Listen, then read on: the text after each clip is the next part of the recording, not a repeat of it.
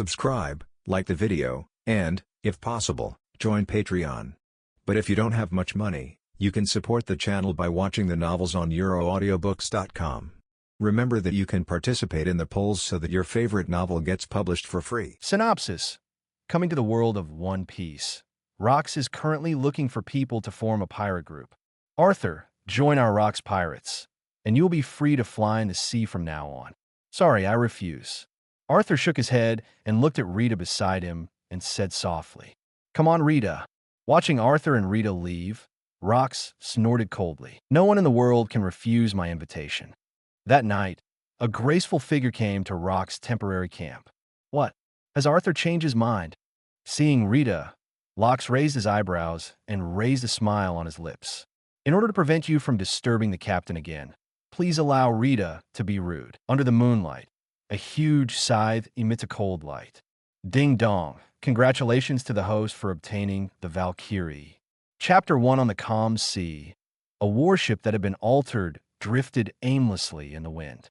The Navy logo and number are all painted with a large times. This is the group of pirates who have recently appeared on the seas with a slight reputation Arthur's pirates. Arthur Alexander is currently the name of the captain of this warship. Initially, it became famous for robbing a warship. There are only 2 members on the entire ship, but it is an existence that many pirates and navies dare not provoke easily. That's because of a navy's encirclement and suppression more than half a month ago, and in the face of the strength displayed by more than a dozen warships, it was completely listed as one of the targets that could not be easily provoked. On the deck of the warship, a figure stood in the wind. In his 20s, the sea breeze was blowing slowly, and the black broken hair was fluttering in the wind, revealing a handsome face with soared eyebrows and starry eyes. As far as the eye can see, there are 2 boat shadows chasing after each other. The sound of artillery fire was also faintly heard from time to time. I see them every day, and they're really not tired. Looking at the 2 shadows of the ship that gradually disappeared on the horizon, Arthur shook his head, and there was some helplessness in his tone. On this sea, the battle between the Navy and pirates has never stopped, and it is not known when it will end. It's almost a month.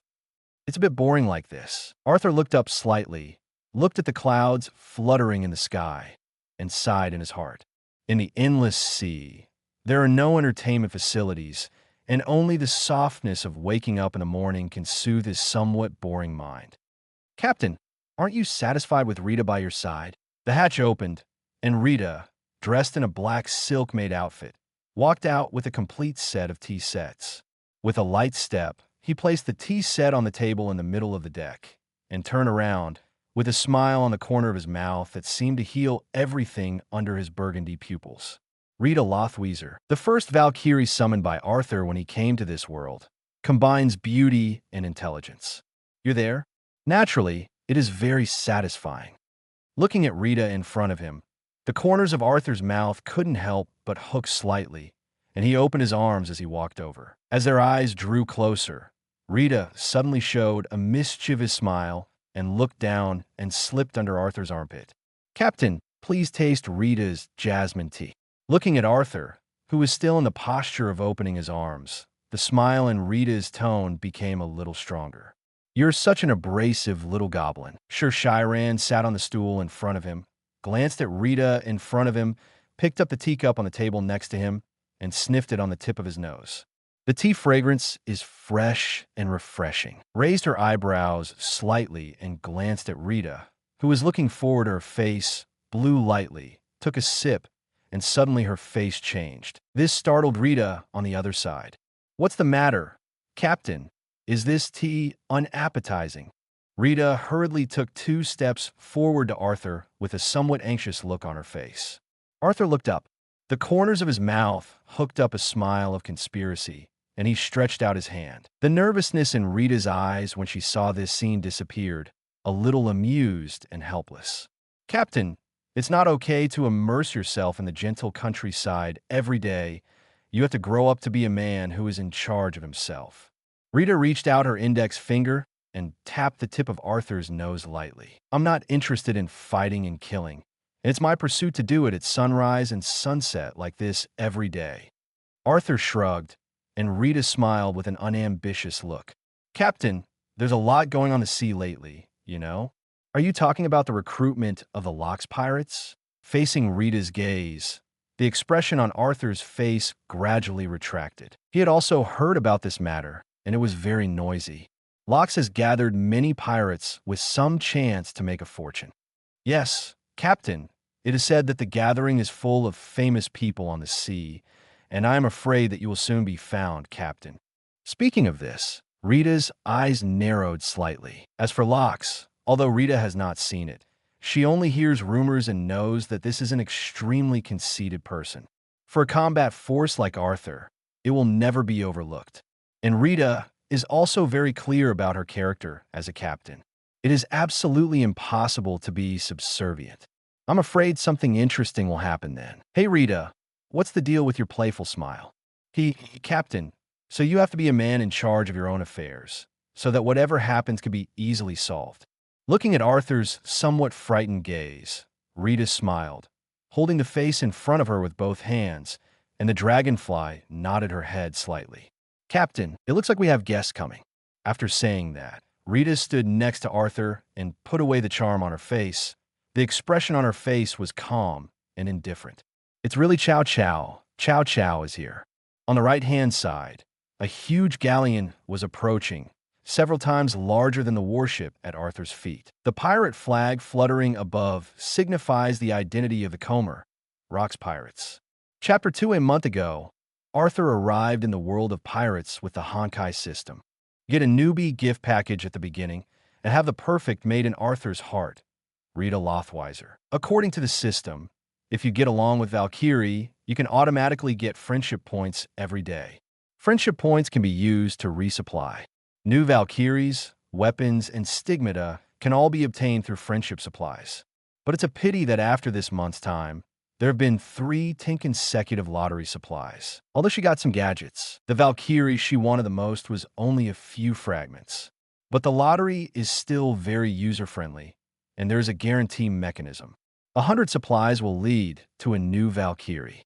Although the road is long, there is always a day to reach the end, so Arthur is not particularly in a hurry. What's more, Rita's skills are very good, and it is also a good choice to live in a two-person world. As the master of the system, Arthur can get an ability corresponding to it every time he obtains a Valkyrie. For example, the ability obtained by summoning Rita, Ice. But there's a prerequisite for attaining competence. That is, the Valkyrie level must be at the highest level. Fortunately, as soon as Rita appeared, weapons, stigmata, and levels were all at the highest. This gave Arthur a certain foothold in this chaotic sea. In fact, Arthur prefers the ability of fire, because the mocha is hot, and Arthur has to be careful every time, lest a trace of cold air leak out and wipe out the little heat that he has managed to generate. But there will always be times when the scenery is bad. But it doesn't matter, as a hard-working old reed ox, Arthur has been working diligently. In the midst of this sea, a boat as a means of transportation is indispensable. So Arthur hijacked a ship of the Navy, by the way. It has to be said that compared to the sailing ships of the pirates, the ships of the Navy are much stronger. It was at this time that Arthur and Rita came into the sights of the Navy. A pirate sails the sea in a Navy ship, which is nothing short of blatant contempt. The Navy headquarters immediately dispatched warships to encircle and suppress it. Faced with a dozen warships surrounding them, Arthur showed the world what he was capable of. The boiling sea solidifies into ice, and the water molecules in the air can be transformed into spears, piercing the chest with the wave of a hand. These ordinary navies were no match for Arthur at all. The Navy suffered heavy losses in that battle and hurriedly retreated. It can be expected that when there is no relative certainty, the Navy headquarters should not easily send the Navy to death. And this calm also lasted for half a month. During this time, Arthur gained a deeper understanding of the sea. A person's name is like the sun in the sky, radiating a strong light. Lux. This is a man with absolute strength and great ambition. On the sea, the warship had ceased sailing, and Rita and Arthur stood side by side, staring ahead. The huge galleon of the Rock's pirates approached, and eventually came to a halt a few meters away. Ha! Arthur Alexander, joining our Rocks Pirates will surely reward you with unimaginable sumptuousness. At the front of the deck, Locks crossed his arms, and behind his massive body, a black cloak hunted. He looked down with a strong momentum. There are a lot of pirates behind him, and everyone seems to be a difficult existence to provoke. Among them, Arthur found a few familiar figures, such as Kaido, Charlotte Lingling, the two future four emperors, and the Golden Lion Shurji. After a glance, I didn't find Whitebeard, so I guess he hadn't gotten on the boat yet. Is he Arthur? Charlotte Lingling is still a beauty, with a bumpy figure, looking at Arthur with her eyes and muttering to herself with a meaningful look. Then he glanced at the vicious pirates next to him and moved forward half a step in disgust. Arthur's eyes were finally fixed on Locks, and it seemed that the ship's crew would be gathered soon. The sea is bound to make huge waves because of the entry of the Rocks Pirates. Huge rewards?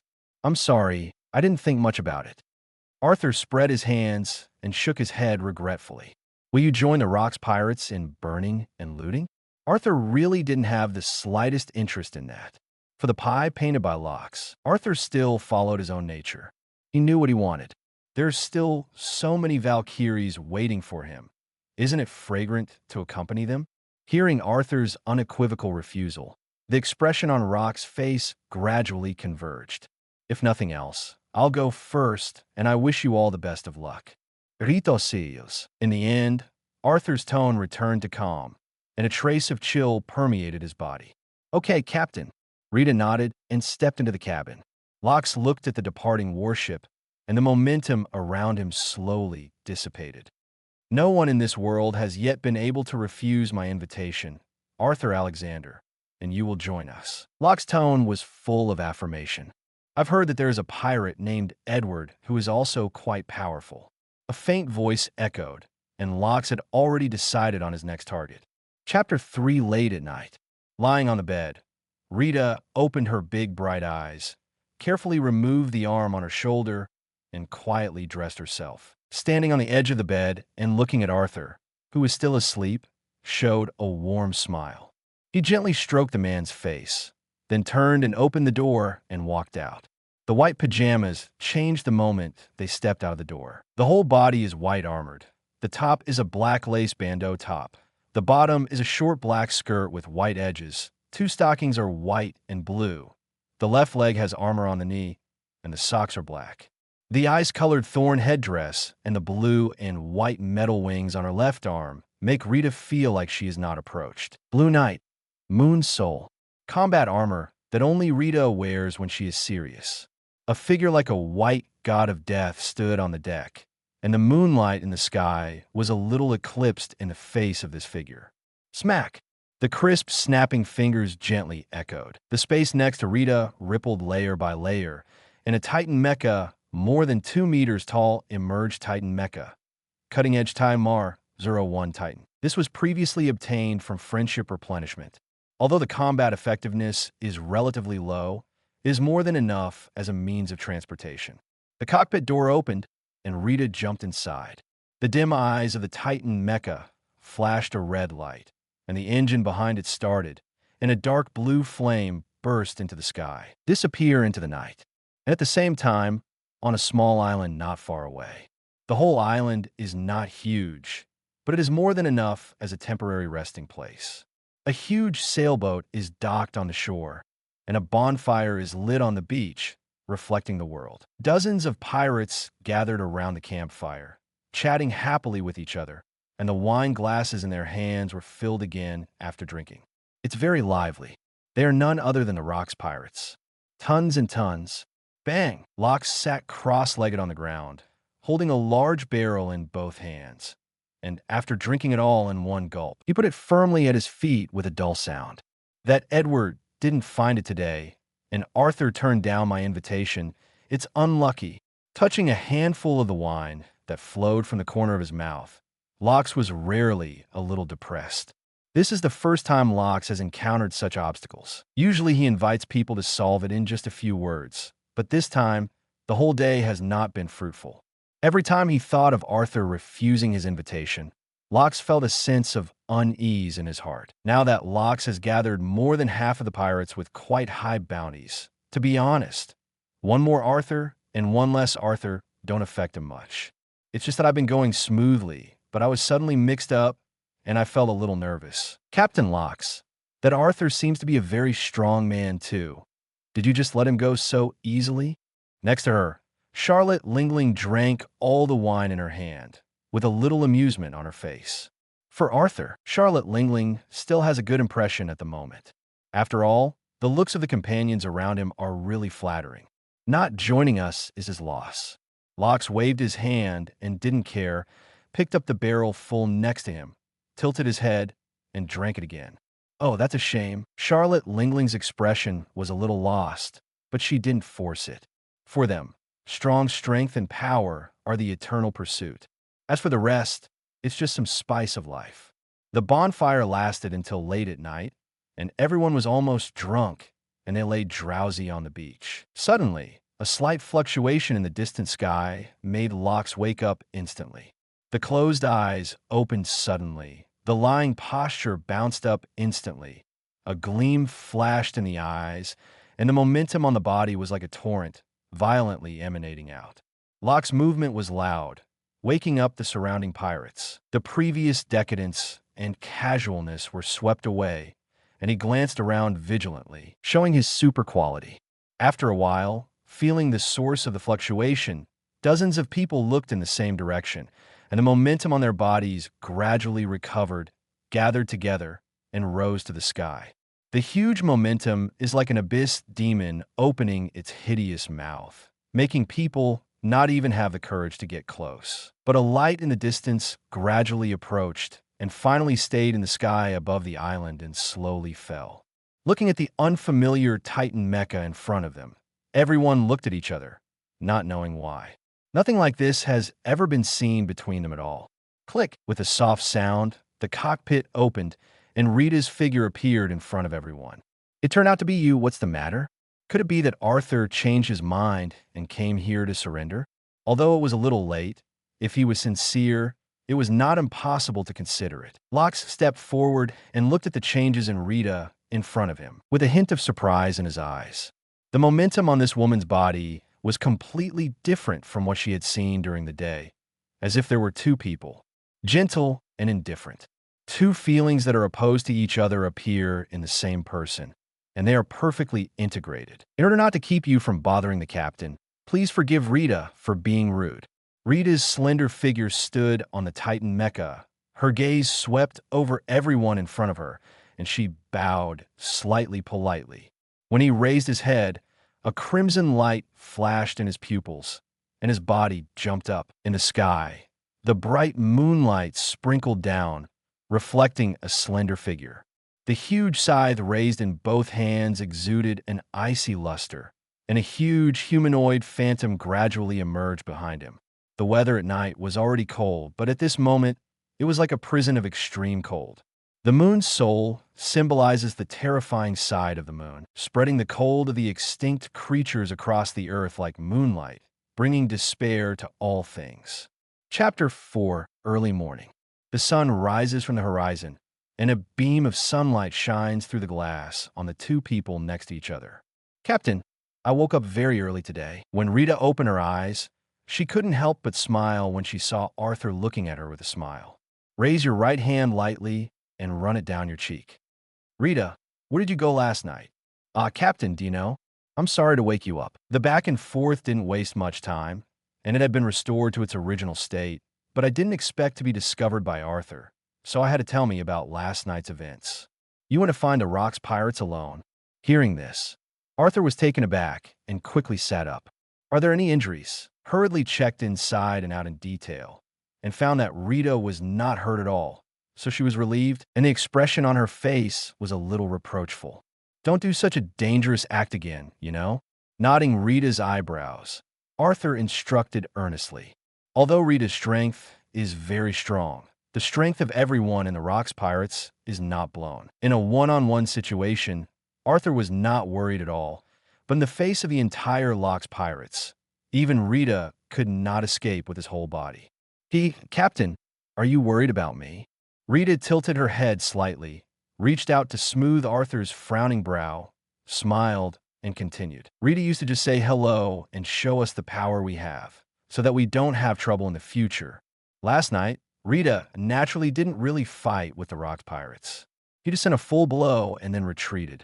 Sometimes if you want to have an equal dialogue, you have to show what you are capable of. Arthur's current battle for fame was only half a month ago when he faced those dozen warships. This kind of strength is not very remarkable in the Locks Pirates, which are full of strong people.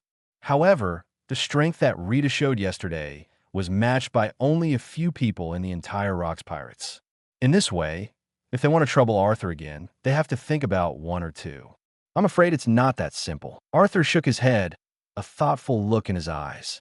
The strong strength you have can naturally avoid some unnecessary troubles, but at the same time, it will also attract the attention of the strong. And what Locks needs at the moment is a strong man. Knowing Rita's true power, I'm afraid the interest will be even stronger. And things were just as Arthur imagined. Was provoked by someone else to come to the door, Locks was not angry, but became more and more excited. Captain, did Rita do something wrong? Rita lowered her head and looked at the globe in front of her that was divided into two halves, looking a little aggrieved.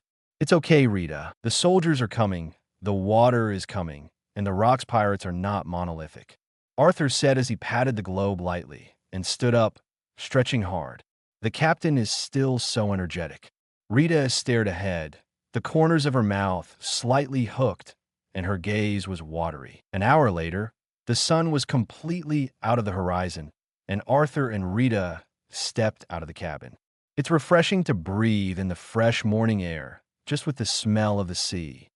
Arthur moved his whole body and looked sideways at Rita next to him. It's like the smell of Rita, and the faint fishy smell makes you want to take 2 more breaths. I'm sick of it, Captain. Even Rita was a little overwhelmed at the moment, and 2 blushes appeared on her cheeks, and she whispered, Captain, Rita is going to prepare breakfast. Since she likes the smell of fish so much, let's make a whole fish feast, but don't leave a little left. With that, Rita opened the hatch and walked back inside. In the restaurant, Rita, you really don't smell at all. The fishy smell that surrounds the tip of his nose, it seems that the 5 dishes in front of him have not been eaten, and Arthur feels full. Isn't this what you like, Captain? So, I deliberately kept the fishy smell and asked the captain to taste it slowly. Rita said as she brought out a plate of delicate side dishes from the kitchen and put it in front of her. A faint fragrance came, and then I looked at the 5 dishes in front of me, and suddenly the sense of gap came out. Rita, you've learned badly, and Captain Ben is a little upset. Hee. Okay, Captain, I won't mess with you. Just add a dose of seasoning to neutralize the fishy smell. Rita smiled like a fox as she spoke, shaking the vial in her hand. A breakfast was spent safely in the event of a thrill. A day later, Captain, we're going to get some supplies. The food on the ship is only enough for 3 days, and there's a small island ahead. Rita looked at Arthur, who was lying on the deck, sunbathing comfortably, and reported some of the situation on the ship. So what are you waiting for? Let's go. It's been a long time since I've been standing on land. With a wave of his hand, Arthur headed for the island in front of him. Chapter 5 Hachinos. It's a small island where many pirates gather. In the port on the shore, countless pirate ships came and went, and the arrival of a warship in the distance made the originally orderly team become a little chaotic. There's a navy coming. Wait, it's the Arthur pirates. The pirates, who were a little closer, saw the warship in the distance and just wanted to be on guard. But when they got closer, they couldn't help but exclaim in surprise when they saw the traces of the altered outer layer. On this sea, only the Arthurian pirates, who have recently become famous, sail a warship. Very recognizable. This slowed the expressions of the surrounding pirates a little. However, when they saw this warship, all the pirates had a strange look in their eyes. Pirates have their own pirate ships and flags, which is like a person's name, and as pirates they are very strict about them. Only Arthur didn't care about this, saving time and effort and directly robbing a warship as his means of transportation, and did not draw a pirate flag. Such an approach would not be accepted by either the Navy or the pirates. It's just rumored that Arthur's strength makes the pirates dare not act rashly. Eyes were cast around him. Arthur, who was standing on the deck, glanced around, and these eyes retreated. But the glances that came from time to time made Arthur feel more than just a little funny. "Captain, these people don't seem to have a good impression of us." Rita's beautiful eyes swept slightly, narrowed slightly, and raised her right hand to tidy up the messy hair around her ear. At this moment, Rita was like the sun, and her whole body was radiating light. The pirates were stunned. "I guess I just don't have a good impression of me right now," Arthur said as he grabbed Rita's waist and glared back defiantly at each other, declaring his sovereignty. And Rita is also very submissive, and the little bird leans on Arthur's arm, with a happy smile on the corner of her mouth. Passing through pirate ships and anchoring safely on the shore, Arthur jumped off the deck, Rita following close behind. This down-to-earth feeling is really the best. Stepping on the solid earth, Arthur let out a sigh of emotion from his heart. "Captain, you obviously said that 48 hands feel the best. It seems that half of them haven't been tried. Rita is looking forward to it." Rita tapped her index finger lightly to her lips and looked up slightly as if thinking about something. This innocent expression and the words that come out really make people want to be bullied. "Then when you have the chance, I'll try the rest." The whispers in her ears faded away, and looking at Arthur's back, Rita followed with her steps. In less than 5 minutes, the coastline, which had just returned to calm, was once again in shock. "It's B. The Rock's pirates." A muffled, almost suffocated sound squeezed out of the throat of a pirate. All the pirates stopped their movements and looked in the same direction. A huge sailing ship crushed from a distance like a fortress. The beast-like hull of the Desolate caused all the pirate ships to flee into the distance. If you are one step late, you will definitely become the residue of the sea. "Ha! These miscellaneous people, hurry up and get out of the way for Uncle Ben." Rox, who stood at the bow of the ship, laughed and was full of spirit. But the surrounding pirates did not refute in the slightest, and Lisso made way of a wide road. This makes the lonely warships docked on the shore very conspicuous. Did that guy come to this island too? The laughter stopped, and Lox squeezed each other's hands, knuckles rattling, and the corners of his mouth cracked slightly with an excited smile. Arthur and the maid have met again so soon. Charlotte Lingling leaned on the side of the boat. Her eyes narrowed slightly, and that intense cold glow appeared in her mind. "The last time that maid attacked us, then this time we don't have to be polite." At this time, Kaido was far from being powerful when he became the Four Emperors, but the momentum exuded by his body was still impossible to ignore. Shurji, who had blonde hair next to him, was silent, but from the look in his eyes, he was afraid that he would not be good after encountering it. Behind him, there were many pirates eager to try, clamoring to give Arthur a little color. At this moment, if Arthur's combat power is against all the members of the Rock's Pirates, I am afraid that he will not get any benefits. "Let's go, little ones. This time it's time to settle things together." With a wave of his hand, Lox landed on the island in unison. "I originally came here because I heard that Edward Newgate was here, but I didn't expect to have an unexpected gain. And at the same time, in the headquarters of the Navy. Carp, Sengoku, Tsuru, you have a new mission." Chapter 6 on the calm sea. More than 20 warships fanned forward, and their destination was the island where Arthur and the Rock's pirates had landed earlier. At the very front of the warship, 3 figures stood side by side, 2 men and 1 woman. They are Carp, Sengoku, and Tsuru. The performance of these 3 in the Navy was eye-catching, so they were specially asked to lead the team to command this mission. I really didn't expect that we would be asked to exterminate the pirates. This time we have to perform well and strive to become a major general as soon as possible. Now Carp still looks like a young man, with a sturdy build and excitement on his face. Originally, such a mission would be led by at least a major general or lieutenant general. And this time it was given carte blanche to the 3 of them. And this was the trust in them, or the test. It is conceivable that if they can successfully complete the task, their achievements will definitely add to the thick mark again. "Carp, don't be too happy. Remember that we are commanders this time." The crane looked indifferent, and even looked a little dignified. In the position of commander, it is no longer as simple as thinking about things. The entire fleet, the life of the Navy, they are responsible. That's right, Carp. Don't be impulsive then. We're dealing with a whole bunch of pirates. To be honest, there is absolutely no chance of winning with the naval hard work we bring to the table. Sengoku holds a nautical chart in his hand, and his eyes are fixed on an island. Hachinos. This island is home to the surrounding pirates, and the Navy has long wanted to clean it up. It's just that this time it happened to be in passing. Don't forget what we're really trying to do.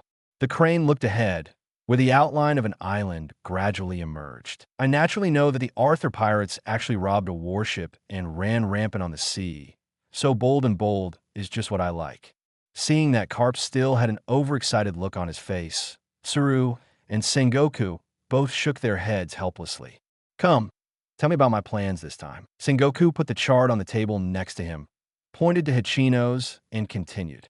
Compared to the pirates, we have the advantage of surprise and sufficient ammunition, so we must further expand our advantage.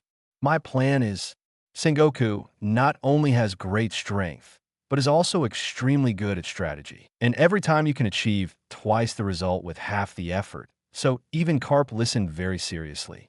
Hachinos. Although there are many pirates here, the order on the island is not particularly chaotic. Captain, these supplies are enough for a month, so it should be about the same. In the midst of the crowd, Arthur and Rita walked side by side, each holding a large package in the arms of the two Titan mechs next to them. The poor Titan mecha has become a servant here. In fact, it is okay to put it directly into the system space, but there are always those pirates who are not long-sighted and want to find trouble. To deal with these little minions, it would be overkill to let Rita take action.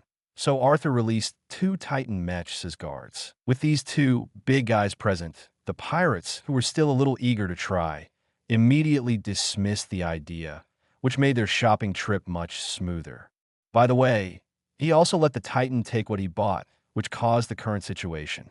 Enough is enough, but since you're on the island, let's take a spin. At this, Arthur suddenly stopped, his brow slightly raised. Whitebeard. Now the beard is not white, and I really don't recognize it at once. The figure that flashed into the bar in the distance, just now, if Arthur was not mistaken, should be Whitebeard. That is Edward Newgate, whom Lox is looking for. Captain, did you find anything? Seeing Arthur standing motionless in place, with a searching look in his eyes, Rita asked softly. It's nothing, forget it, I don't want to get involved with them anyway. Arthur shook his head. He didn't care much about whether Whitebeard joined the Rocks Pirates. Even if people from all over the world join the Rocks Pirates, as long as they don't provoke him, it doesn't matter. It's the Rocks Pirates. Lox. The one next to her is Charlotte Lingling. She is really a beauty, and it is said that her abilities are also extremely terrifying. Although Kaido next to him is an intern, his strength is much stronger than that of ordinary people. There are even giant clans, and sure enough, there are many strong people, and they are terrifying. I'm still more Silver Axe, domineering enough. It's the first time I've seen all the members of the Rocks Pirates. Not ordinary pirates can match. It would be nice if I could join them. An exclamation of surprise came from a distance, causing Arthur and Rita to turn to look. Boom! The powerful momentum greeted him, making Arthur's eyes narrow slightly. Those who come are not good at. Chapter 7 Lox took a step forward, and the mighty Overlord rose into the sky. Boom! The invisible but powerful power spreads outward like a wave. The eyes of the surrounding pirates widened, and they suddenly felt as if they had been hit hard, and their heads instantly became blank, and they collapsed to the ground one by one. Bang, bang, bang. The sound of bodies hitting the ground rang out one after another. A bunch of waste can't withstand the slightest impact. Locke's attitude towards the pirates who did not identify was not very friendly. He glanced at it, snorted coldly, and his eyes fell on Arthur. The gift you gave us 2 days ago was very generous, and my people couldn't wait. Lox grinned and didn't say anything more as a pirate rushed out behind him. Brush, a huge body, armed with a machete, with a hideous smile on his face. Arthur didn't know the person who came, But he also knew that the Rocks pirates were only in the middle of the platoon at best. Because the pirates on the top floor are all famous one by one, Arthur still knows a little about it. Come on, let's fight one-on-one and enjoy the baptism of blood. The hideous smile and the terrifying tone did have a strong power for ordinary pirates, but unfortunately, Captain, just as Rita was about to make a move, Arthur reached out and shook his head, raising his right hand slightly. The space in front of him rippled layer by layer, and a huge body emerged. Gaia Mecha, standard type MR 011 GIA. It is Arthur's strongest Titan at the moment, and there is only one.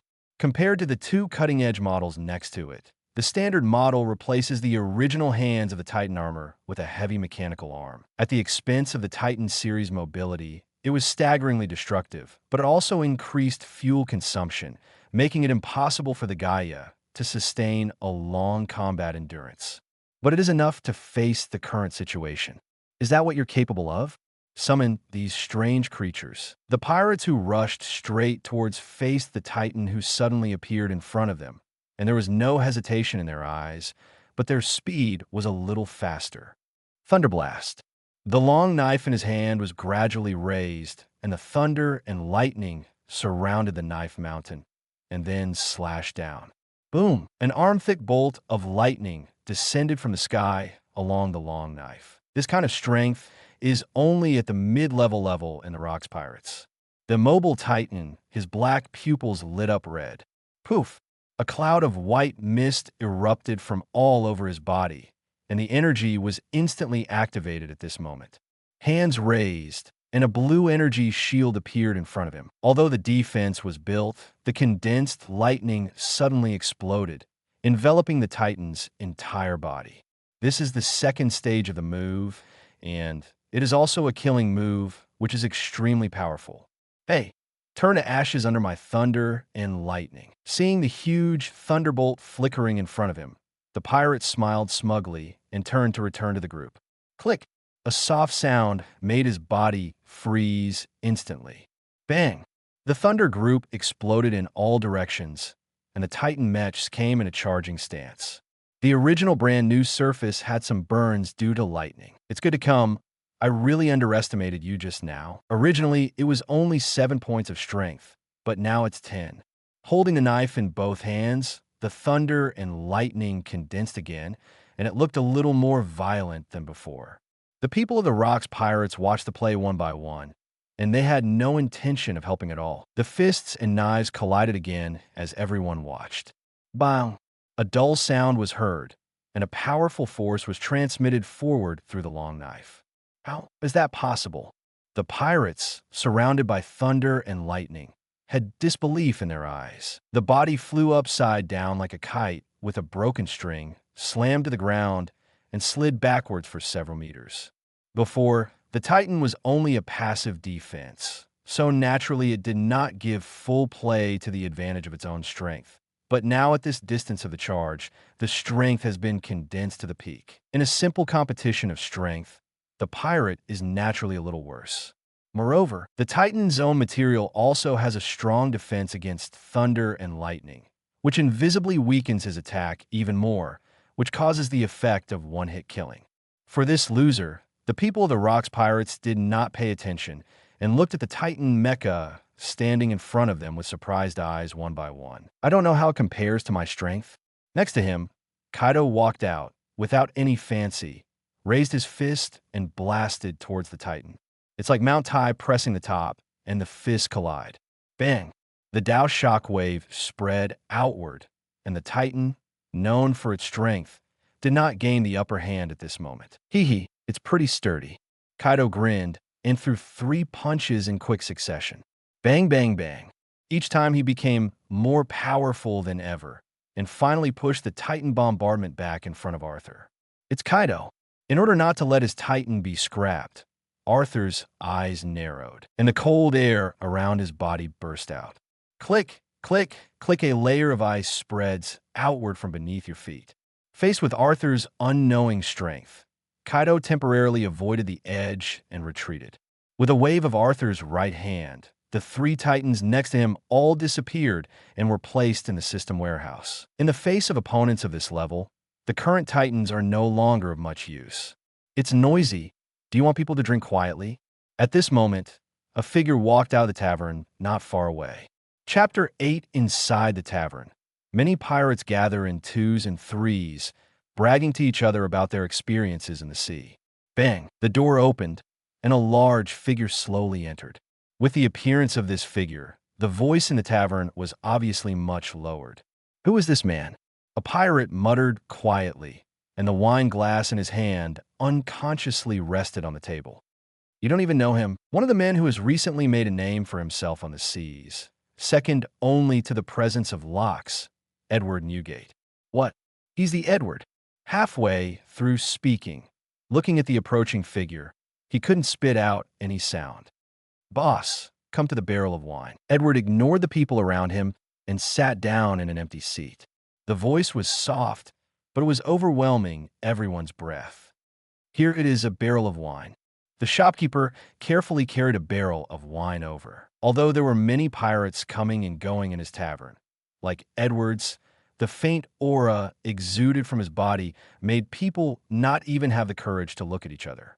This kind of pirate is also rare. Before he could put down the barrel, Edward took it, raised his head, and drank it tons. Hiccup cool. Having drunk the entire barrel in one gulp, Edward exhaled comfortably. However, at this moment, a powerful momentum swept from outside.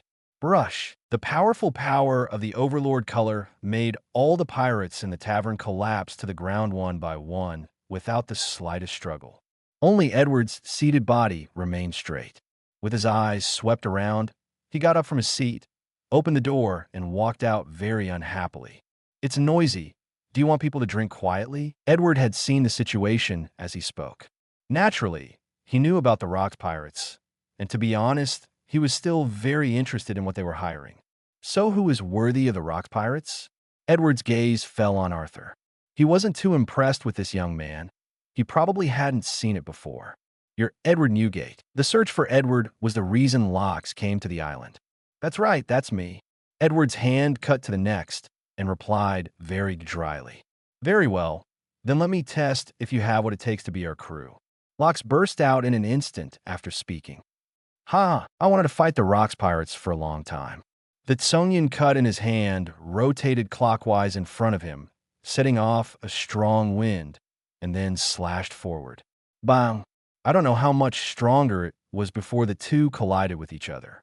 Brush. The shockwave spread outward with the two of them as the center, and the surrounding houses gradually disappeared, clearing a large open space. We can't just sit on the sidelines. Shiki's gaze fell back on Arthur, and his body slowly levitated. Shiki is a fluttering fruit capable of levitating any inanimate object he touches. As an ability, he is the only living form that can harness the fruit's abilities. I'm here to help too. Kaido, who had retreated, stood up again. Don't look at Kaido's rough appearance, but his mind is delicate. Kaido has not obtained the devil fruit at this time. Before, a person didn't dare to fight Arthur. After all, there was a Rita next to him, but now with Shiki, there is no worry. Oh yes, that's right next to the show. Charlotte Lingling stood nonchalantly in place, with no intention of helping. Now for the 2-on-2 situation. Rita, you go deal with Shiki. Be careful. Okay, Captain.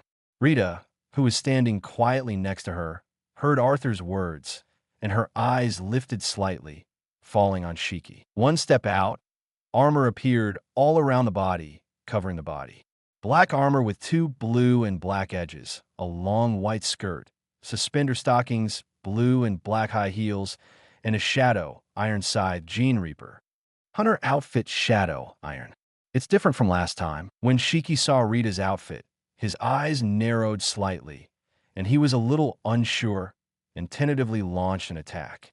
The body floats lightly, and the right hand caresses a large stone. Brush. The boulder slammed into Rita under Shiki's manipulation. Brush, brush, brush. Bang! A faint blue light flashed, and a large stone with a radius of 5 meters was cut into pieces. In the midst of these fragments, Rita's figure rushed out like a sturdy cheetah. Let's not disturb the captain. A smile tugged at the corner of Rita's mouth, and next to her, the self-disciplined tracking weapon carbon-based hunter condensed, like a sharp arrow, and rushed towards Shiki. Below, Arthur looked at Kaido opposite, the corners of his mouth slightly hooked. At this time, although Kaido is very strong, he only relies on his own quality, and without the blessing of devil fruit ability, he doesn't know how far he can go. Arthur was quite interested in knowing this. With his right hand clenched, the cold aura condensed into a large ice hammer, and looked at Kaido on the opposite side, revealing a dangerous light. Chapter 13, bang, bang, bang. An explosion erupted from the center of the island, attracting all the pirates in the harbor. It must be the Rocks pirates. Something like this happened as soon as they came to the island. I'd love to go in and have a look. Come on, I guess it's been affected before I see it, and our little bodies can't stand it. While all the pirates were chatting, the silhouettes of warships gradually emerged in the distance. One after another, the shells let out a sharp whistling and fell from the sky in a parabola. Boom, boom. A series of explosions rang out in the group of pirate ships. It's the Navy. Damn, it's so close to us. Fight back immediately. Why did the Navy stop? It's cunning, and it's going to bring us to our knees with firepower. The pirates had just organized a counterattack when they found warships in the distance lined up and stopped. Bang, bang, bang. Shells were fired from the warship in succession, forming a dense network of fire. In the face of such an attack, the pirates had no choice but to dodge. If you want to attack, I'm afraid that the warship will be smashed into the sea by cannonballs before it can get close. I didn't expect the pirates to have infighting. Sengoku put down the binoculars in his hand with a look of joy on his face. The vibration from the center of the island, they could faintly feel it from such a distance, which showed how fierce the battle was. But the more intense the fight, the better, so that they can reap the benefits of the fishermen. These pirates are really vulnerable, and they're already so panicked after a few rounds of shells. In the face of such an enemy, Carp couldn't raise the slightest interest and looked lazily ahead. All warships keep the output moving slowly. Sengoku gave the order again, and more than 20 warships slowly moved forward. As time progressed, the intensity of the artillery fire increased, which made the pirates miserable. Although there are many pirates, if they can't do it, they will be scattered after all. It is expected that it is only a matter of time before these pirates in the port are defeated. At the same time, in the center of the island, the three-way battle is also heating up. Hey, Edward, I like you very much, he said in the center of the most violent battle. Locke looked at Edward in front of him and showed a hearty smile. After this period of fighting, Locke understood that Edward in front of him was indeed not in vain. The strength is top-notch, just the members of their Rocks Pirates need. Now I invite you to join our Rocks Pirates. The momentum on his body was restricted, and Locke looked at Edward in front of him and sent out an invitation. Okay, I'll follow you around. Edward did not refuse Locke's invitation and readily agreed. That's what he thought in the first place. This made the corners of Locke's mouth slowly hook. The frustration he had received from Arthur was now gone. And on the other side, Arthur's battle with Kaido. Kaido is very strong. There is no doubt about it. But in the face of Arthur's amazing ice ability, he can't even touch the corners of his clothes. Kaido, is this all your strength? Watching Kaido rush again, a wall of ice rising in front of him. Bang! The ice shards scattered, but Arthur's figure had already changed positions, which made Kaido choke on anger. It's like this again and again. Don't hide if you have the ability. Face me head on. Kaido was also angry. This Arthur was like a carp when he went into the water, and he couldn't slip his hands. Head to head, hee. Okay, you're gonna catch it. Arthur said, his right hand raised high. The cold air in the sky quickly condensed, and an ice hockey ball changed from small to large. What is this? All the pirates looked up at the puck that was gradually taking up their pupils, and their eyes showed a look of horror. In the sky, a giant ice hockey ball occupies a third of the island, hovering. Seeing this, Rita and Shiki's battle immediately stopped and returned to the formation of both sides. Kaido, didn't you say you were going to face it head-on? Looking at Kaido's gradually ugly face, Arthur waved his hand gently. The huge ice ball in the sky that was stationary fell rapidly. The huge wind pressure caused the buildings below to be crushed to pieces, and the center of the target was Kaido. And at the same time, in the port of the island, the pirates have been suppressed by the Navy, and they are defeated in the next second. What do you see in the center of the island? Carp saw the pucks in the center of the island gradually getting bigger.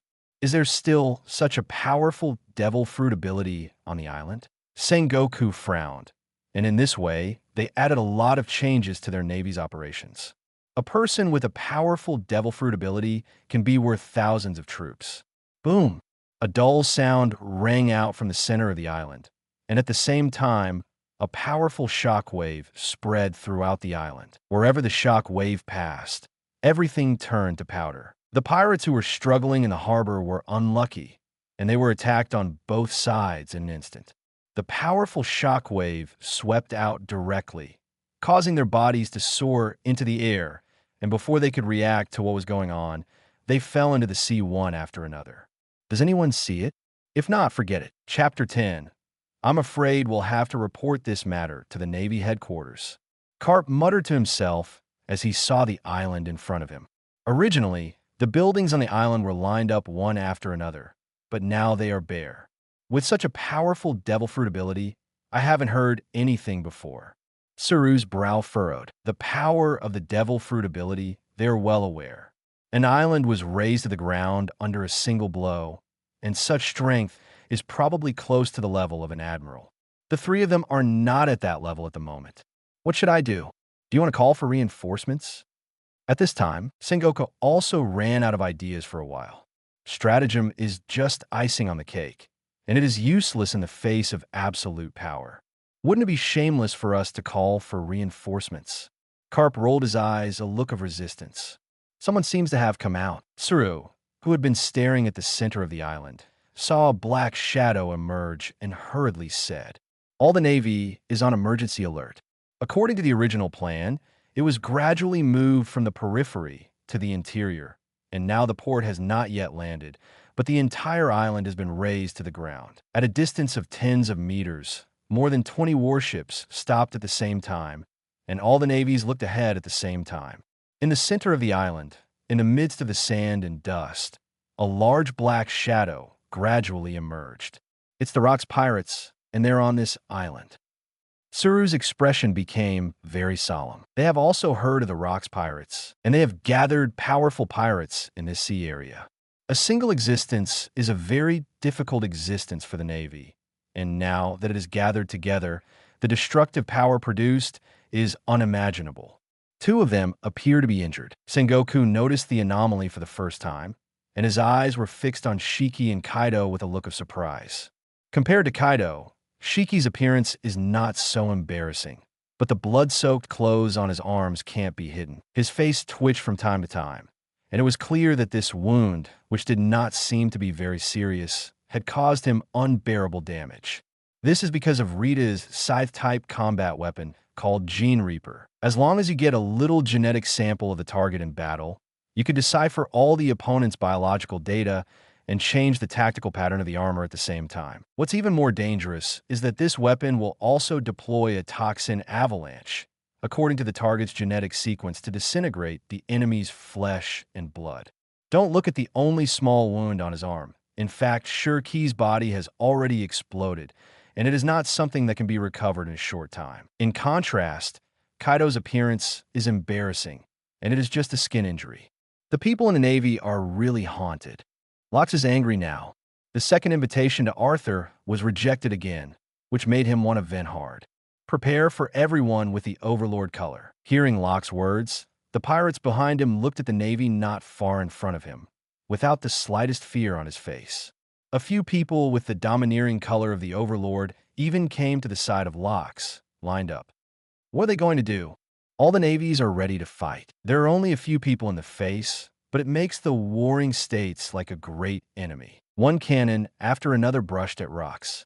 A sneer of disdain came from his mouth. Boom! The Overlord color in everyone's body rose to the sky and spread outward. At this moment, the sky gradually became dark clouds due to the influence of the Overlord color. Purple thunderbolts flashed across the sky, making the area feel like hell on Earth.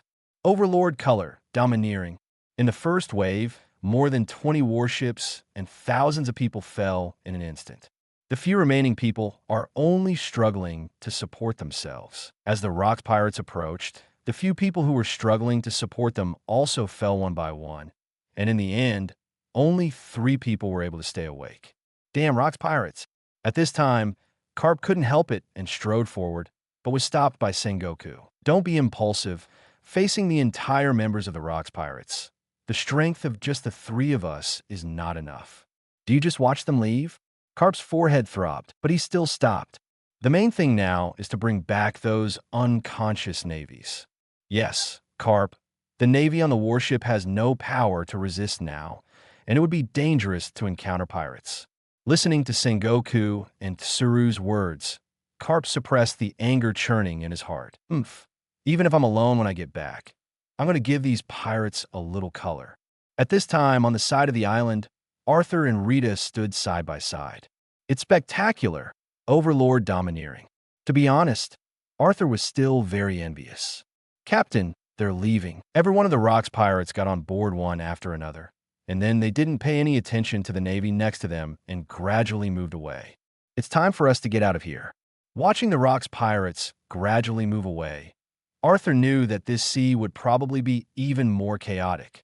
Let's go. Glancing at Carp, Sengoku, and Tsuru on the warship, Arthur smiled. I'm afraid there will be many opportunities to contact them in the future. Chapter 11 on the calm sea. A warship that had been altered moved forward slowly.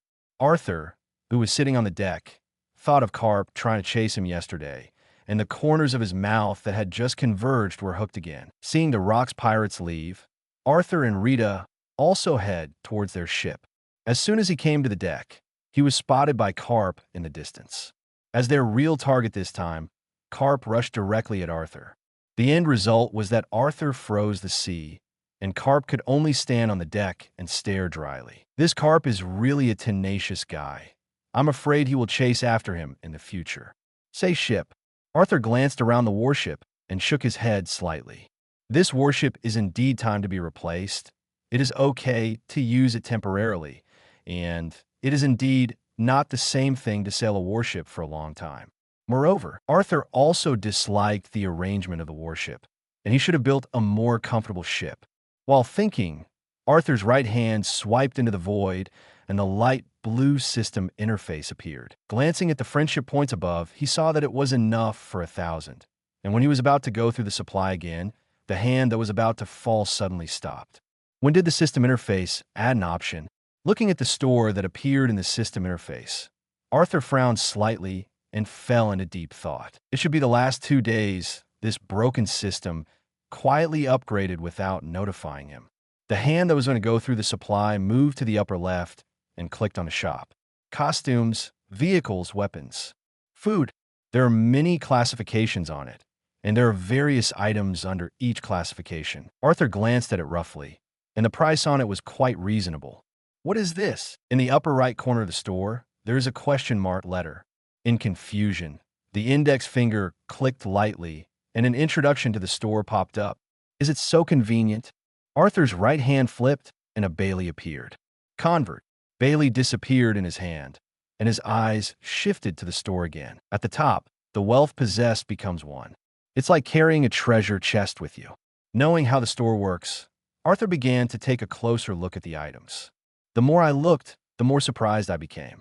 There are all kinds of bread in it, only the unexpected, and there is nothing that cannot be found, which is a little amazing. Captain, what are you looking at?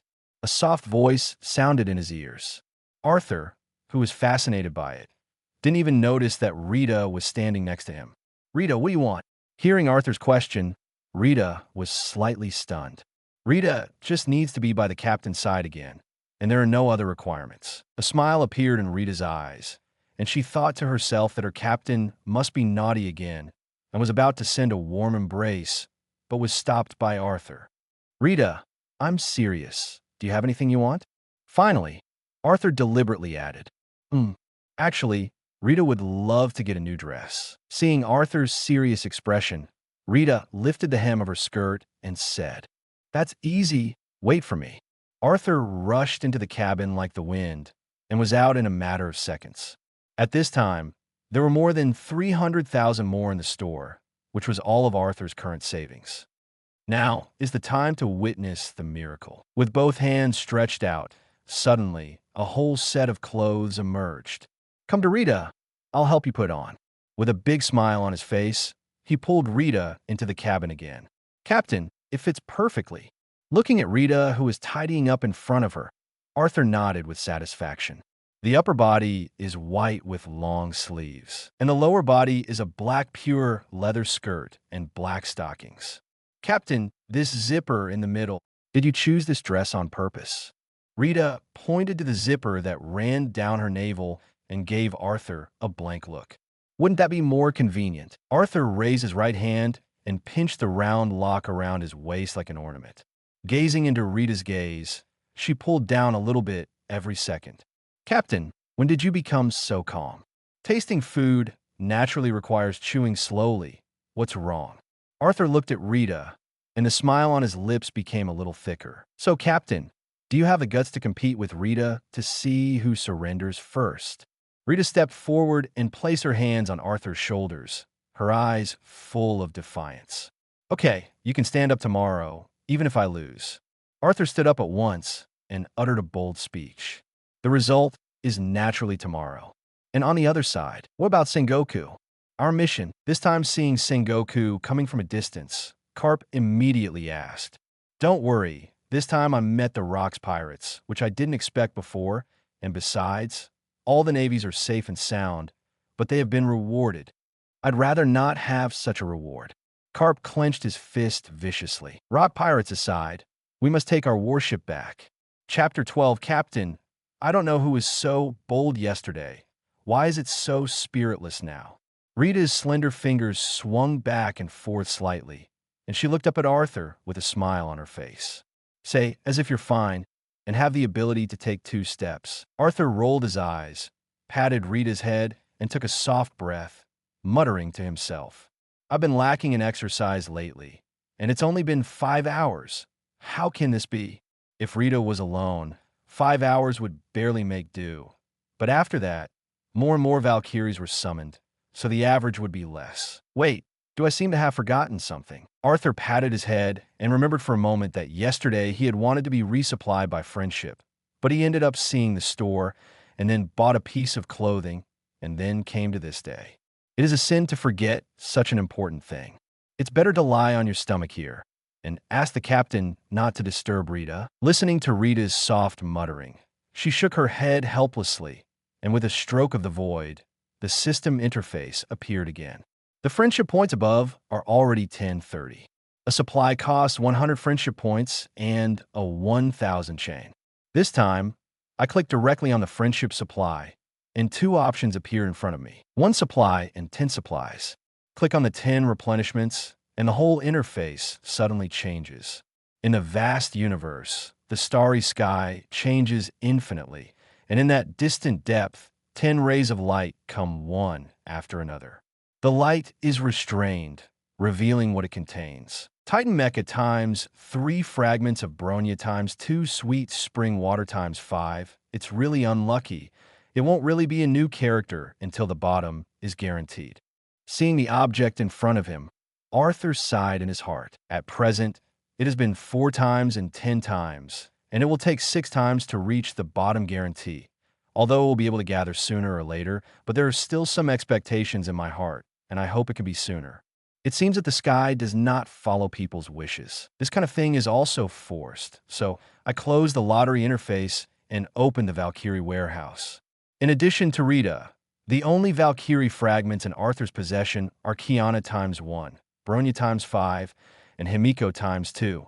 There's a long way to go, and I'm going to have to find a way to make some money. The dress I bought for Rita yesterday cost more than 200,000 yuan, and now it is almost turned into pieces.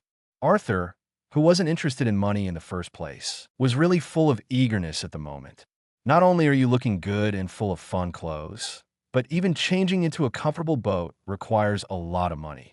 The cheapest ones are also hundreds of millions of dollars, and the pursuit of higher ones is billions. Forget it. Wait until you wake up to think about these annoying things. After all, he was already very tired. Arthur changed a comfortable position, hugged and won you in his arms, and closed his eyes again. I don't know how long it took, but when I woke up again, it was already 3 poles. The bright room is really hard to sleep in. Captain, are you awake? As soon as I opened my eyes, I heard Rita's soft voice next to me. Wake up so early, Rita. What lunch did you prepare?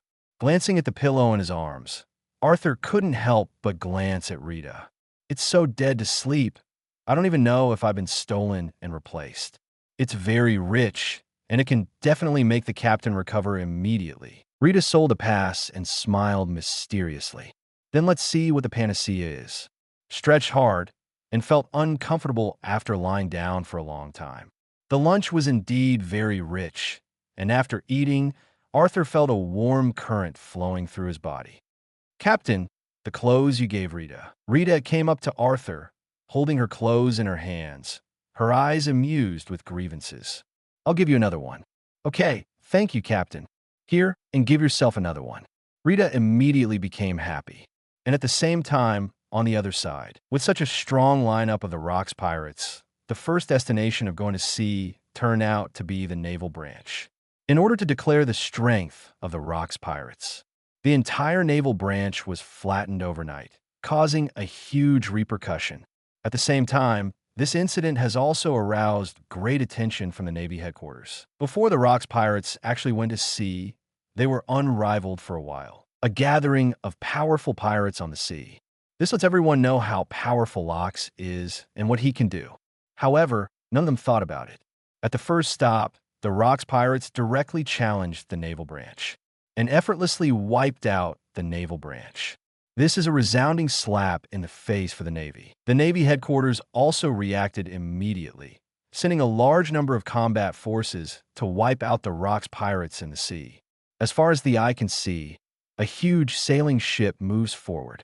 On the deck, everyone in the Rocks pirates was murderous. The naval branch has just been bulldozed, and there is still a lingering evil aura on his body. There was a Navy who didn't know whether they were alive or dead. Looking at the huge warship that appeared on the horizon in the distance, Locks did not have a little fear in his eyes, and even more excited. If you can't solve even such a little obstacle, how can you dominate the world? The two sides are getting closer, and war is on the verge of breaking out. Chapter 13 on the Endless Sea, a warship slowly moved forward. On deck, Arthur held a newspaper in his hand and slurped out of his mouth. The Rocks pirates are really tough. According to the newspaper description, the Rocks pirates were immediately surrounded by the Navy headquarters after bulldozing a naval branch. The Rocks pirates broke through the siege under the siege of dozens of warships, and they are nowhere to go. And the warships that surrounded and suppressed the Rocks pirates also suffered heavy losses. This time really let the world see the power of the Rocks pirates.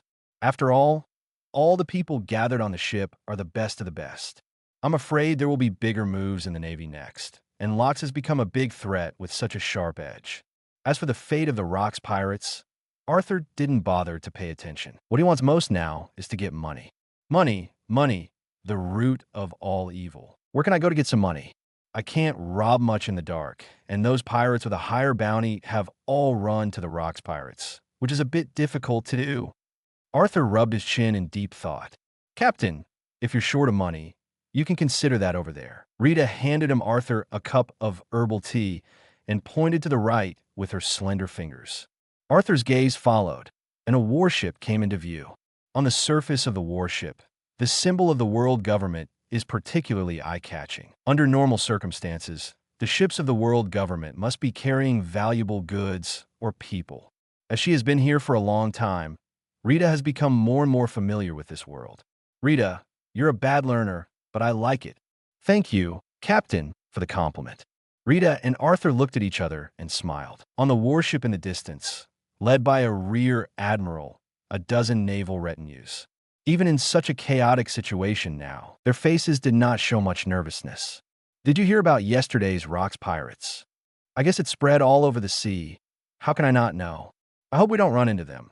I heard that those pirates are all powerful and kill people without blinking. Cut. After all, it's just a bunch of pirates, and the real overlord on this sea is the world government. Seeing his companion's worried look, the other continued unconcernedly. I just heard the relevant information, and the Navy headquarters attache's great importance to the Rocks pirates, and they haven't been able to jump for a few days. Hey, what's wrong with you? Moving. In the distance, a warship was heading straight for them, with no intention of avoiding them. Which branch of the warship is this? Did not see the emblem of our world government. Wait. The Navy was still talking and was stopped by his companion next to him. Something is wrong with this warship. As we got closer, we could see the marks of the warship being altered. This is the Arthur pirates. It's a pirate. The voice immediately became a little hurried.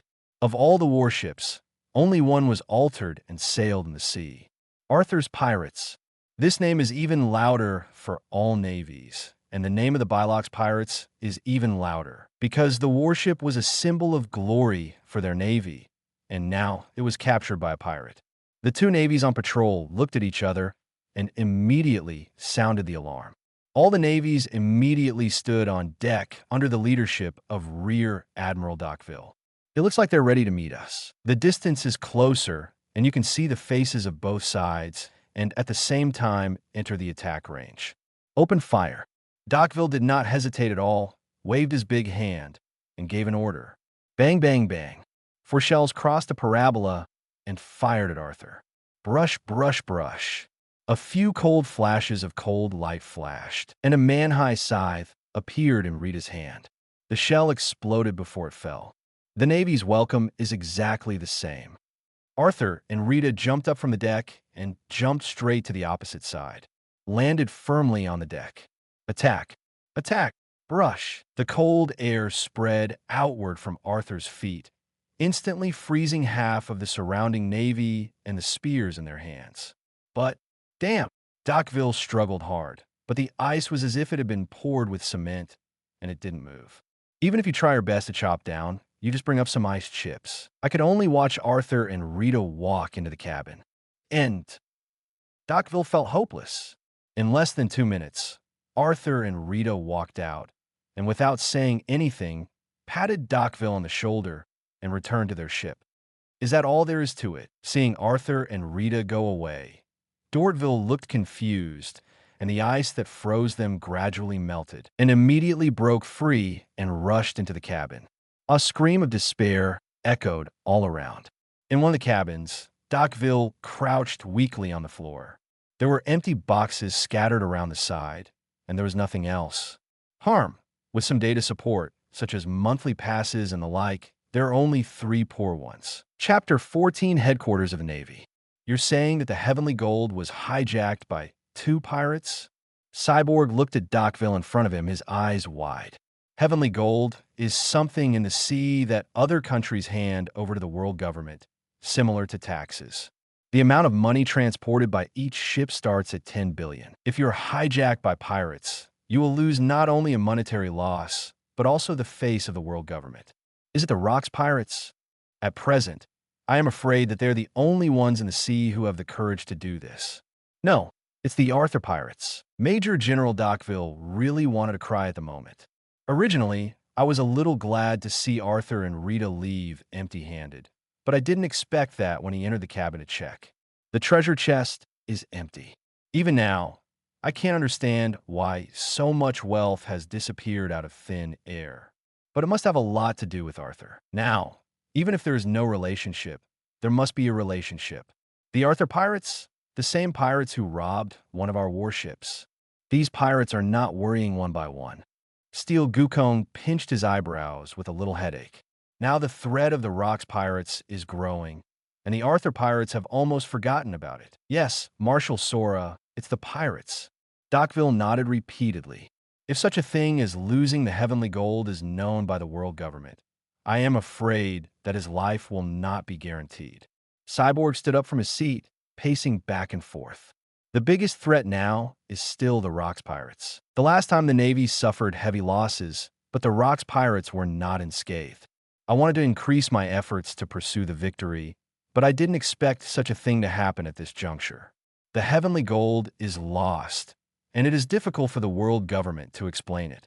Scattering forces may drag the tide of the battle back. All right, you go down. I'll take care of this matter. It's Marshal Kong. Docville left the room, exhaled deeply, and reached out to wipe the sweat from his forehead. In the room, Cyborg picked up the phone bug on the table. Zeta, come to me. I have a task for you. After a while, a tall man walked in. Zifa, because of the domineering use of arm colors with both hands, was nicknamed Black Wrist Zifa. He joined the Navy at the same time as Karp, Sengoku, and Tsuru, and everyone performed quite well. Marshal Kong, what is the matter with calling me? Is it because of the Rocks pirates? Zifa stood in front of the steel skeleton, surrounded by a heavy momentum. No, this time it's because of something else. After that, Steelbone Sora slowly explained what had happened. The Arthur pirates? And still haven't solved it. Zifa's resolute face showed a hint of displeasure, obviously dissatisfied with the efficiency of the Navy. If this matter had been handed over to him early in the morning, it wouldn't have been delayed for so long. So this time I'll leave it to you, Zifa. Solve the Arthur pirates, and then send you to surround and suppress the Rock pirates. Okay, thank you, Marshal Kong. Zifa finished speaking and turned to leave. For the Rocks pirates, Zifa has long wanted to compete with them. But this matter was arranged for Sengoku and Karp, which made Zeta still have a lot of complaints in his heart. Aren't you as good as the two of them?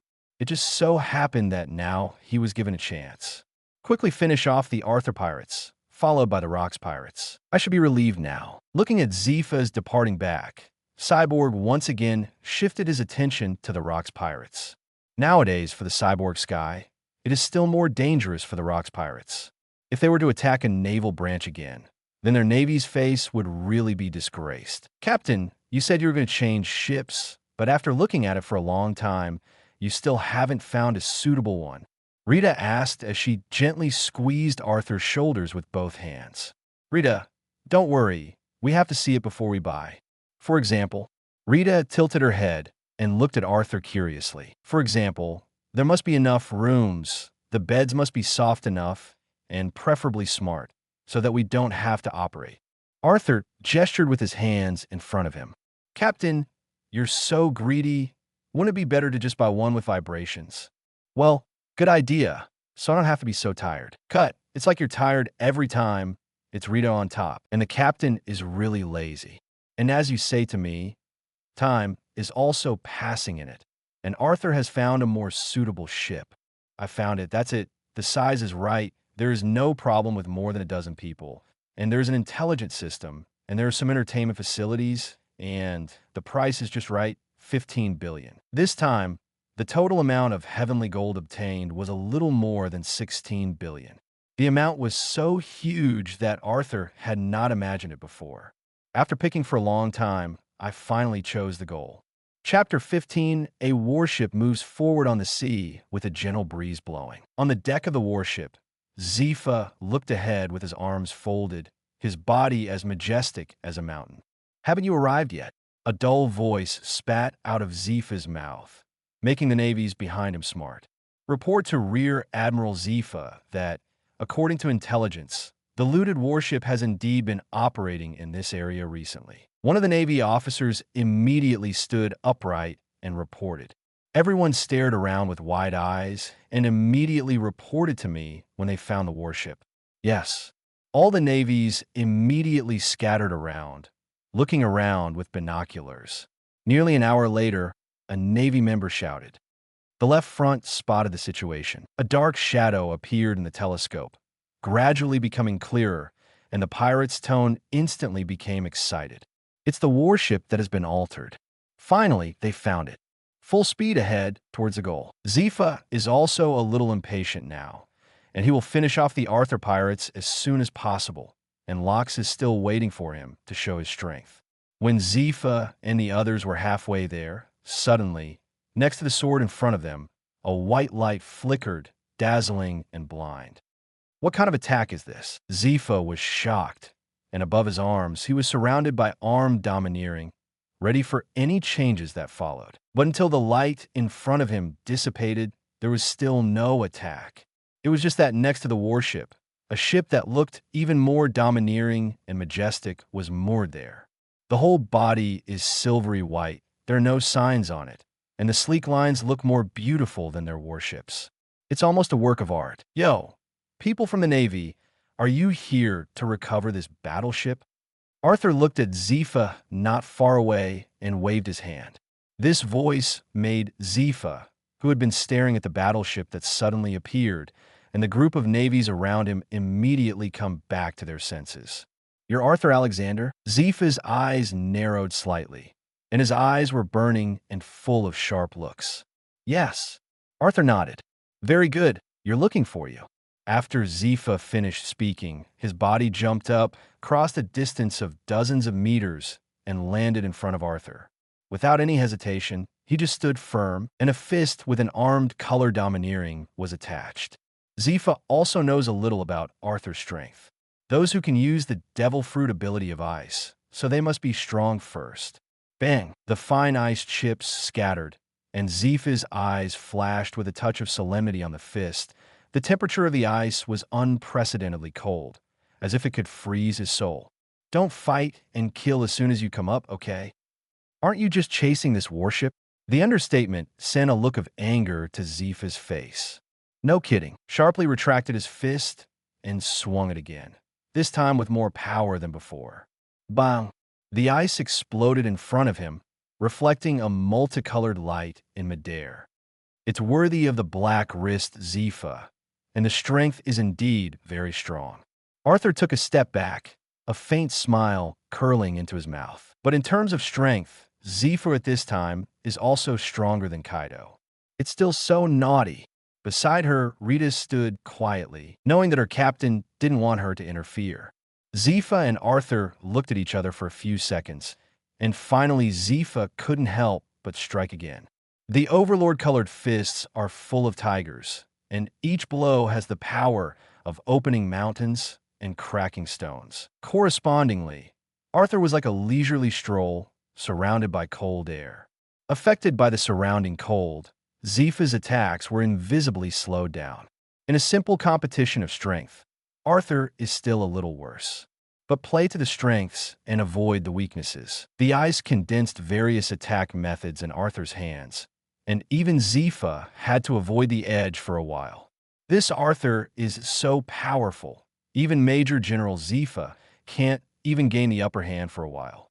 Yes, that's Major General Scythe. The Navy in the distance approached, looking at the two figures fighting on the warship with disbelief in their eyes.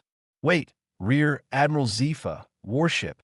The warship is going to crack. After the shock, suddenly one of the Navy officers shouted loudly.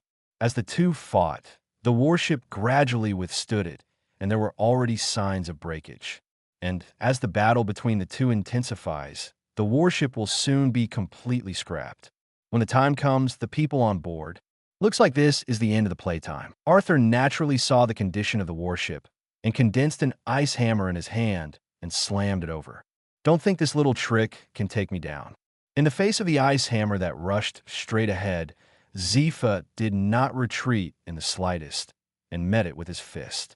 Bang! It is worthy of the black wrist Scythe. Under this attack, cracks appeared on the surface of the ice hammer. But that was enough, and taking advantage of the short gap, Arthur jumped onto the battleship next to him with Rita, who was watching the play on the side. Damn, don't try to run. Scythe just wanted to chase it, but saw Arthur pointing upwards and couldn't help but look up. Major General Scythe. The Navy next to him exclaimed. Above Scythe's head, a large ice ball with a diameter of several meters landed rapidly. Bang! Smashed the warship below into the sea with Scythe. Chapter 16, Major General Scythe. Seeing this scene, the Navy shouted in unison and looked at Arthur with angry eyes one by one.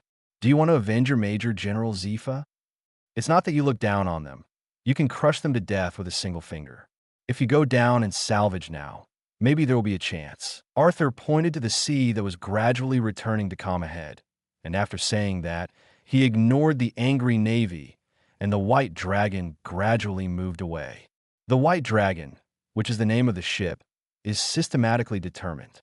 Although the name is not very good, Arthur does not plan to change it. That's right, he's right. The most important thing now is to rescue Major General Scythe. One of the pirates jumped into the sea after saying that, followed by several other navies. In the sea gradually submerged the world in front of him, and Zepha's body was gradually sinking. It's ugly, Zepha. The silence around him at this moment was rare and made Zepha's heart very calm. Think about the ambitions you had before you set off, and look at the situation now. When Arthur makes his last move, Zepha looks at the puck falling from the sky. If it's on land, if you can instantly gather all your strength, however, there aren't so many ifs in this world. Who would have known that Arthur was using all his strength? Defeated. It turns out that the taste of failure is so painful. Zepha couldn't help but cover his chest as he spoke, without any struggle, and let his body fall naturally. Suddenly, several figures in front of me were gradually approaching. It's the navies he leads. The anxious look on his face made Zepha feel disappointed in his current decadent self when he saw the joy he revealed. I was worried by my subordinates. Zepha, you are too weak. In the self-talk, his eyes gradually became sharp, and the momentum around him was condensed. Boom! On the calm sea, a wave rises into the sky. Heads popped up. Zepha looked at the shadow of the boat that was gradually moving away, and his fists clenched fiercely. Captain, just let those navies go like this. I'm afraid there will be a lot of trouble in the future. Rita followed Arthur to visit the White Dragon and voiced her worries. It's okay, Rita. This would spice up a boring life. Arthur didn't care at all about whether the Navy would come to find trouble in the future. Now that the Locks pirates are in control, it is impossible for the Navy to send a large number of men to trouble him. In the end, he had only robbed one of the Navy's warships at most, and now he had sunk into the sea. If there is no incident of heavenly gold, I am afraid that this matter will be turned over for the time being because of his strength. I see. Doesn't the captain feel a little boring playing Rita?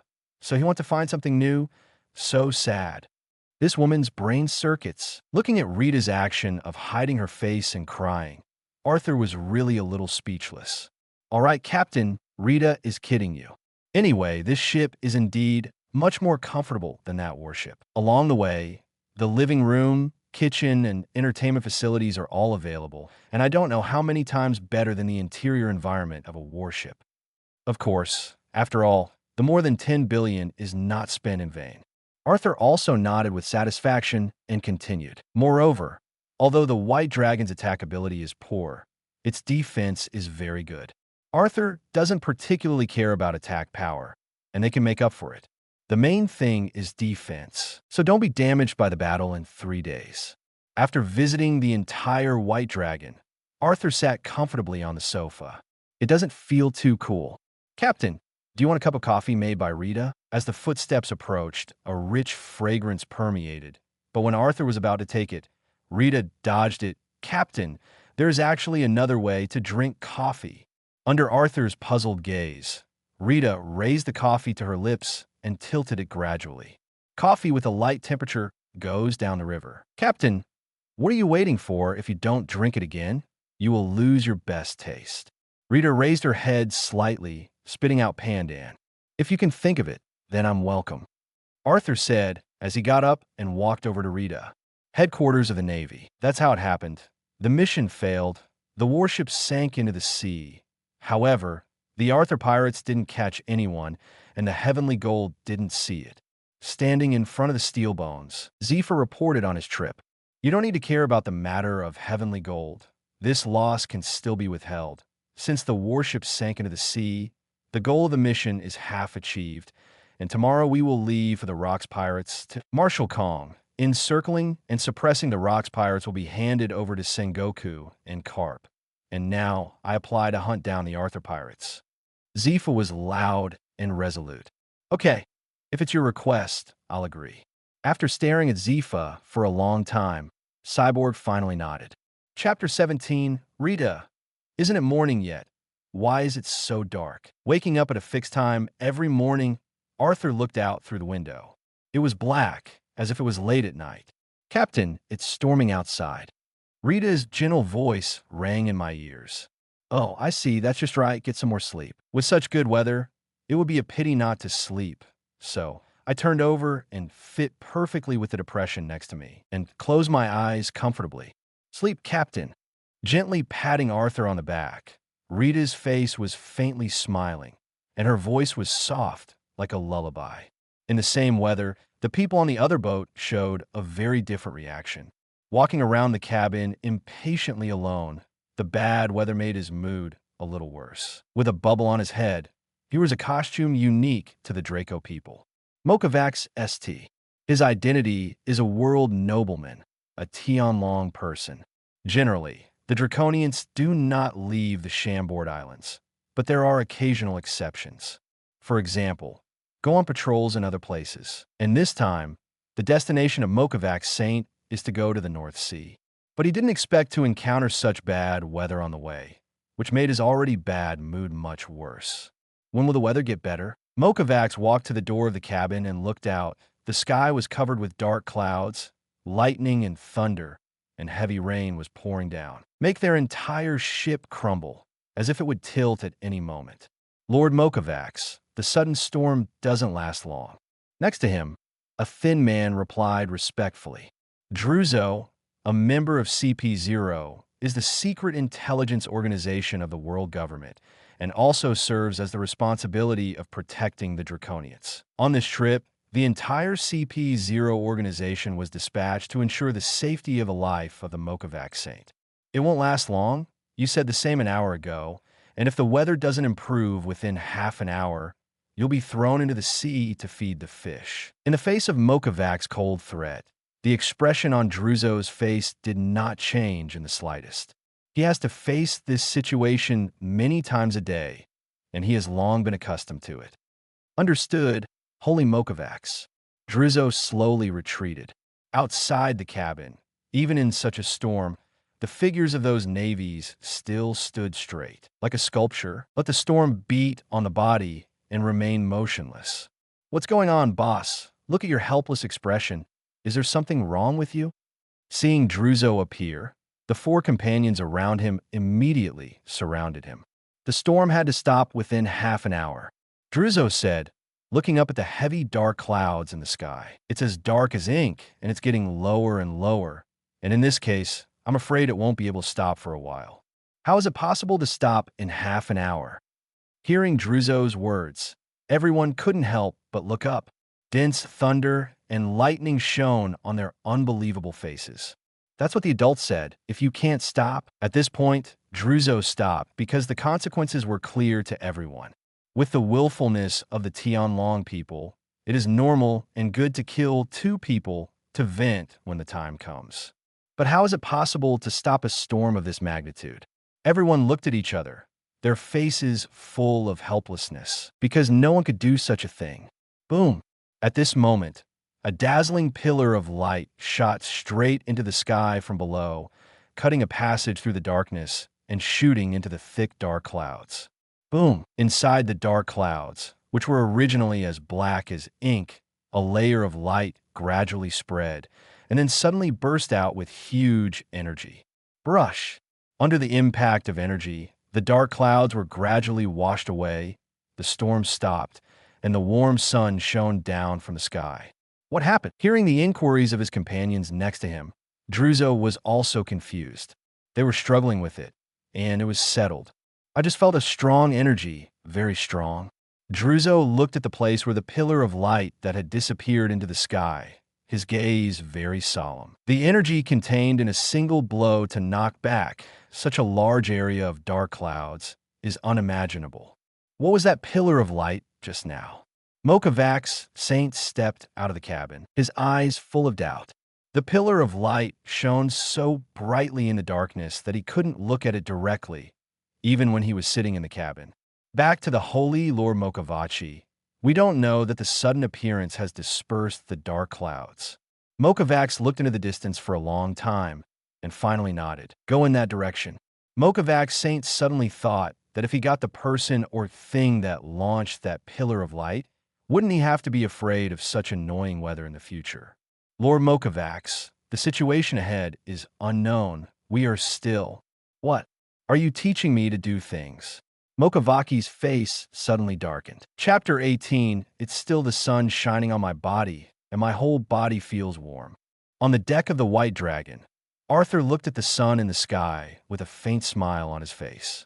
I fell asleep, but I didn't expect it to be so gloomy outside, so I bought a weapon from the store, and the power was unimaginably powerful. Captain, you seem to be a one-off person, right? Rita looked up and asked when she saw the bazooka that had fallen to the side. That's right, it's indeed a one-time, worth 300 million, and the power is not bad. Anyway, it wasn't his own money, and Arthur didn't feel distressed at all when he spent it.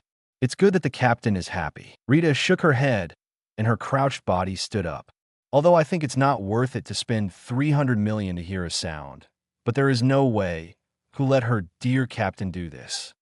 Rita, I also found some toys in the store just now. Each style is very chic. I'll buy you a few after dinner. Suddenly, Arthur seemed to think of something and looked at Rita with his head tilted. Toys.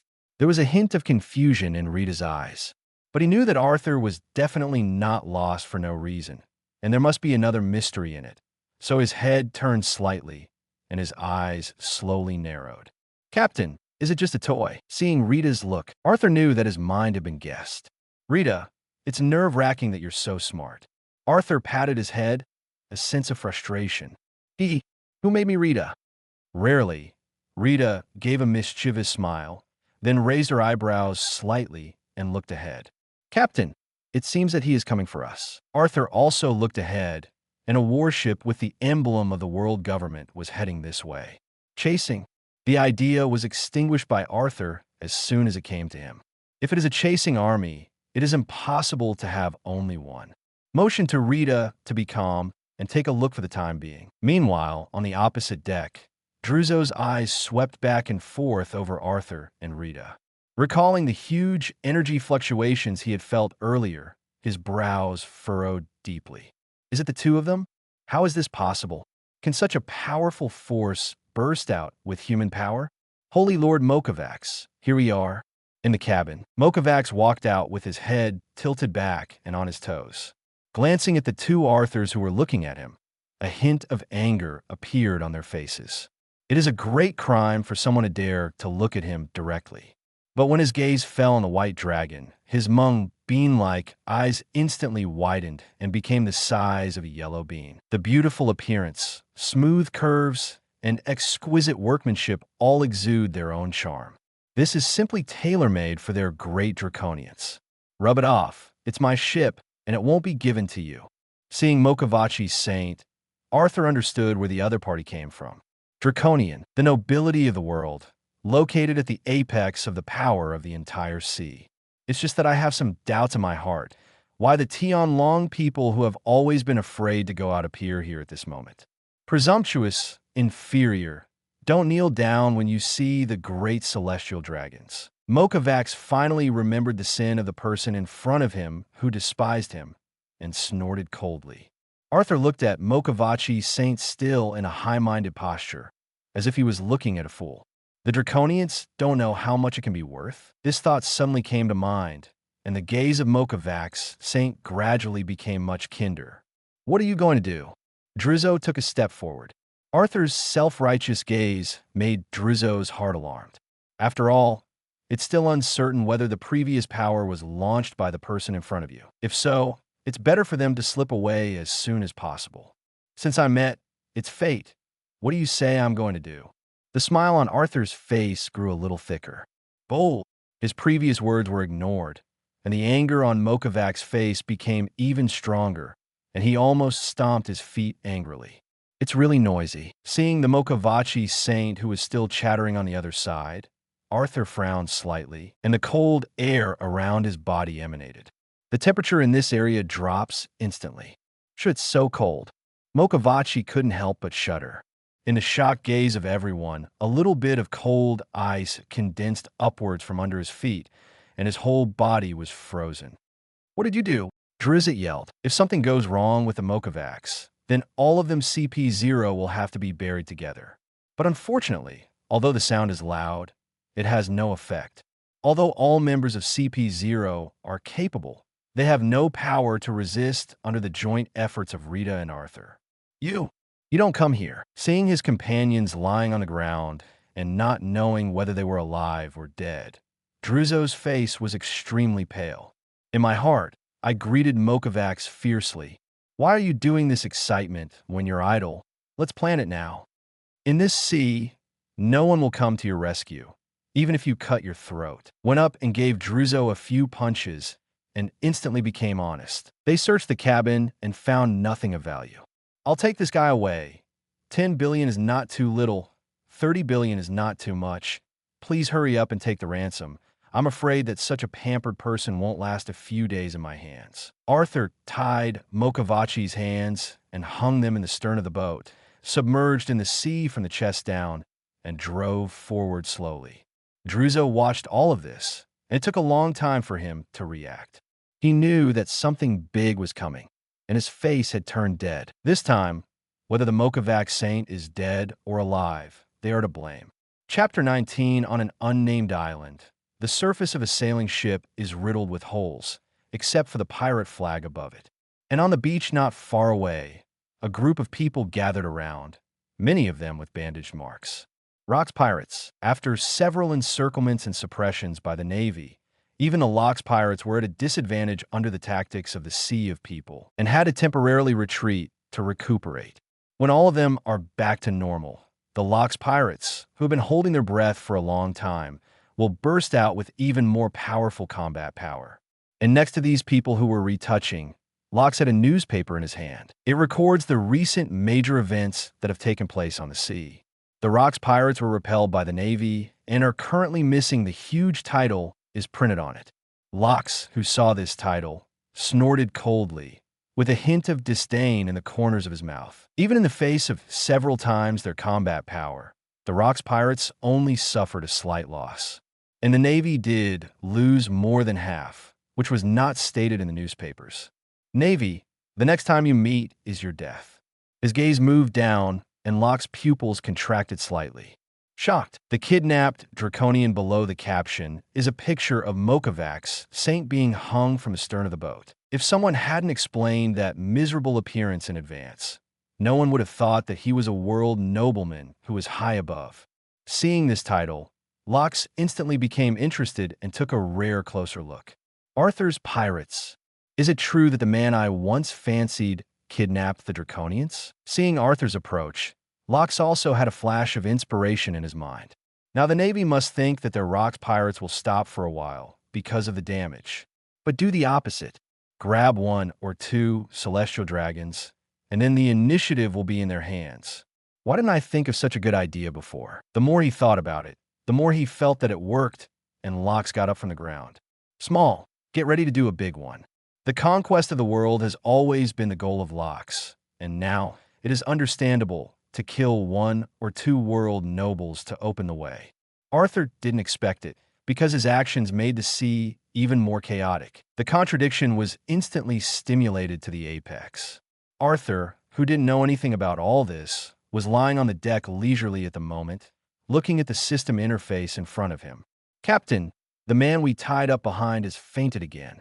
Rita leaned on the side of the boat and looked down. The bubble on his head was gone, and his clothes were in tatters. And if it weren't for the rope, Mokavachi would have sunk into the sea. At first, I still had the strength to shout, but now I only have the breath out and not the breath in. Don't worry about him. No matter how delicate he is, it's no problem to hold on for 2 or 3 days. Arthur didn't care at all about the state of the Mokavachi saint, as long as there is still a breath of immortality at that time.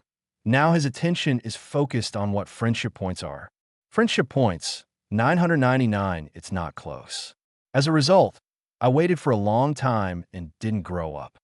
Rita, let's go. Let's go develop a relationship and try the new toy we just bought. Rising from his seat, Arthur pulled Rita, who was leaning on the side of the ship, and walked towards the cabin as he spoke.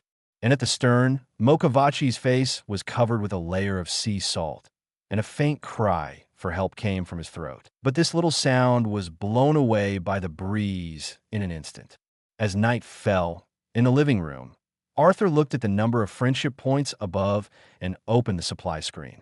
No matter how bad your luck is, you can't really get to the bottom line. Another 10 times will be 50 times. Arthur felt that his luck had not been particularly bad. Shake your head slightly. Shake off the churning thoughts in your head. And click 10 times to replenish. Familiar interface. For a moment, it was as if you were in the vast universe. 10 dazzling rays of light came from the distant depths. Brush, brush, brush. The light is restrained, and one item after another emerges. Character card. Valkyrie Rita May E. May E times 30 Thunder Mecha, Assault type, MR03 Light Thing, times 1 within 10 clusters of light. 1 character card, 8 containing a total of 30 character fragments, and a Titan Mecha. I said luck can't be this bad all the time. Seeing the items that appeared in front of him disappear, Arthur's face showed a rich smile. Can't wait to open the warehouse. Find a Raiden May character card and click to use. The new Valkyrie has entered the Valkyrie warehouse. The prompt sound of the system came to mind. The Valkyrie warehouse was opened, and behind Rita, Raiden May appeared impressively. Click on Raiden May and the character information will appear. Character Shards 3030 Upgradable. What else is there to hesitate about? Just click on Upgrade. A B-class Valkyrie became an A-class Valkyrie. Stigmata and weapons are built into the system and will change depending on the Valkyrie's level. It's a bit impatient to finally wait for the second place. After checking the character information, and there was not much difference from his impression, Arthur clicked the Battle button. In front of him, the endless light gradually condensed, and a figure was drawn from the inside out. Wearing standard crimson armor, his long blue hair is draped behind him, and his pupils gradually open with a light purple color. Valkyrie Raiden May. Willing to work for the captain.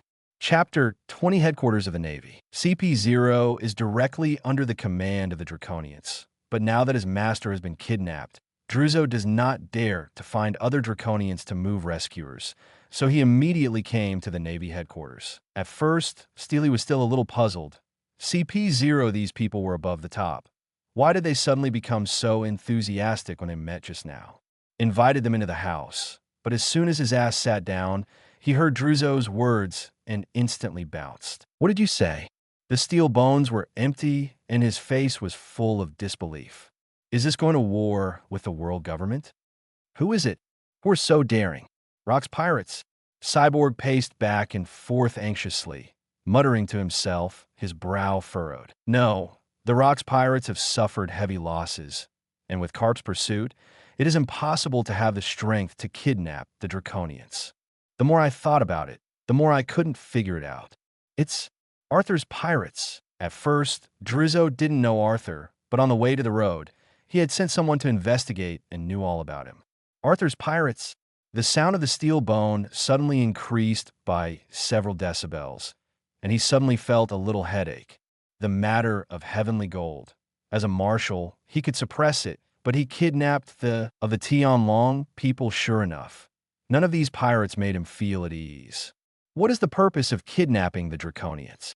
Suddenly, Steelbone Kong seemed to think of something and hurriedly asked.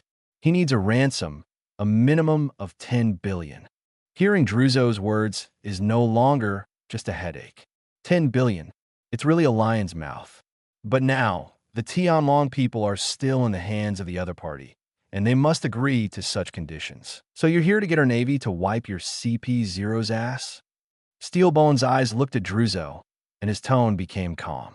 The responsibility for this matter lies entirely with CP0, and if it were something else, the Navy headquarters would definitely not interfere. But it is related to the life and safety of the Tianlong people. Their naval headquarters also has the duty to protect the Draconians. Even if they refuse at this time, in the end, their Navy will still have to take action. In this case, it would be great if they could get the most out of their Navy. One old fox. Druzo cursed in his heart, and his face could not show a hint of it. Please rest assured that after this incident, there will be enough sincerity.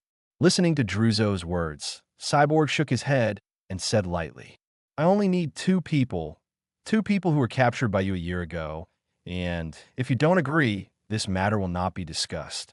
The attitude of the Steel Bones is very resolute. Okay, I'll put the man back right away. The look on Druzo's face shifted back and forth, and finally gritted his teeth and nodded in agreement. Compared to the life of the celestial dragon, the violation of discipline was nothing to him. Zifa, come back first. I have something to do for you. Now that the deal is done, it's time to get moving. Don't look at the attitude of the steel bones, and the sky is so resolute, but he still cares about the lives of the Tianlong people. If it really dies, who knows what will happen?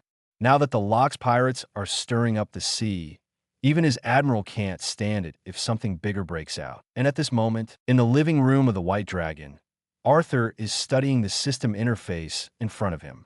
Rita is at full level as soon as she appears, and all the equipment is complete, so there is no reference value. Mei E, on the other hand, is different and can make him discover a lot of information that is overlooked in between. After half a day of research, Arthur roughly understood. The levels of Valkyries from small to large are B, A, S, SS, and SSS. Gather enough character shards to increase your level accordingly. With each level, the values of the body will change accordingly. At the same time, the stigma and weapons equipped on the body will also become stronger. In addition to that, more armor will also be unlocked.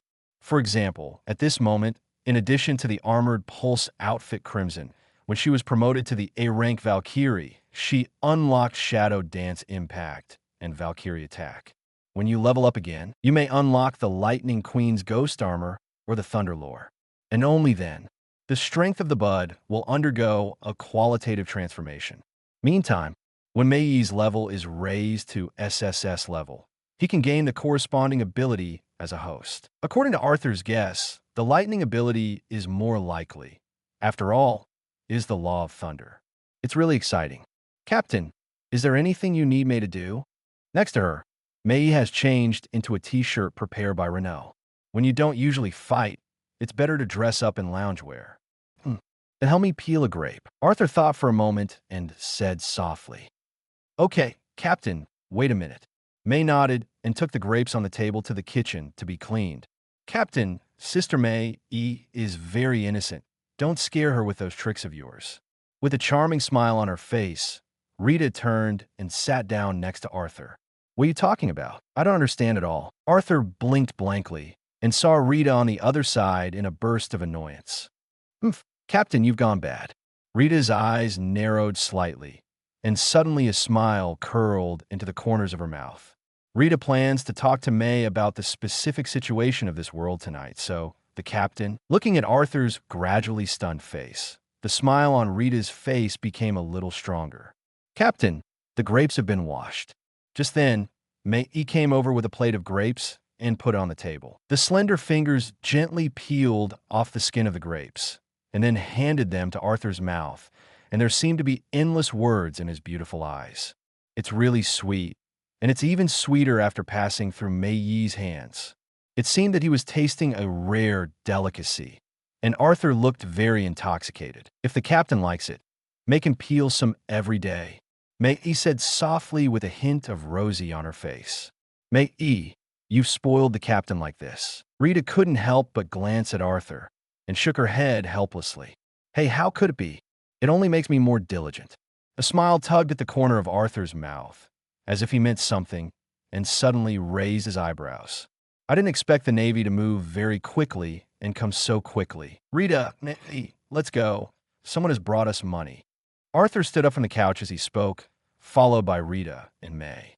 Coming to the deck, in the distance, a warship was heading this way. Chapter 21 Zifa stood at the front of the warship as always, and under the calm exterior, his inner thoughts were still churning. Originally, he was on his way to find Arthur, but suddenly he was called back by a phone call from Cyborg. But when he learned the ins and outs of the matter, he couldn't help but be shocked by Arthur's audacity. First robbed the heavenly gold, and now kidnapped the celestial dragons. Zifa felt that Arthur should really be glad that most of the Navy's combat power was pinned down by the Rocks pirates. Otherwise, he wouldn't be the only one who came over this time. Lord Mokavax. Next to Zifa, Druzo saw the Mokavax saint tied to the stern of the boat. The whole person floated on the surface of the sea like a dead corpse, swaying back and forth with the wind. This made Druzo's face pale with fright. It had only been a little more than a day, and it would not have been. We're meeting again, Scythe. The white dragon came to a slow halt, and Arthur appeared on the deck, glancing at Druzzo and fixing his gaze on Scythe. I didn't expect our second meeting to be under such circumstances. Scythe clenched the side of the ship tightly with both hands to restrain the impulse in his heart. This time when he went out, Gang Gukon specially explained that this time it was mainly to save the Tianlong people, and he should not start a conflict without authorization. Otherwise, with Scythe's temper, he will see Arthur fight first. What have you done to the Saint Mokavachi? Druzzo couldn't help but ask out loud. If Mokavachi St had any 3 long and 2 short, then all this would be meaningless. Don't worry, you can't die. Arthur tugged at the rope and could see a slit open in Mokavaki's closed eyes. Lord Mokavak, we'll come to your rescue right away. Seeing that Mokavax was fine, Druzzo breathed a sigh of relief and looked at Arthur. We've already brought 10 billion here. Hurry up and release the Saint of Mokavax.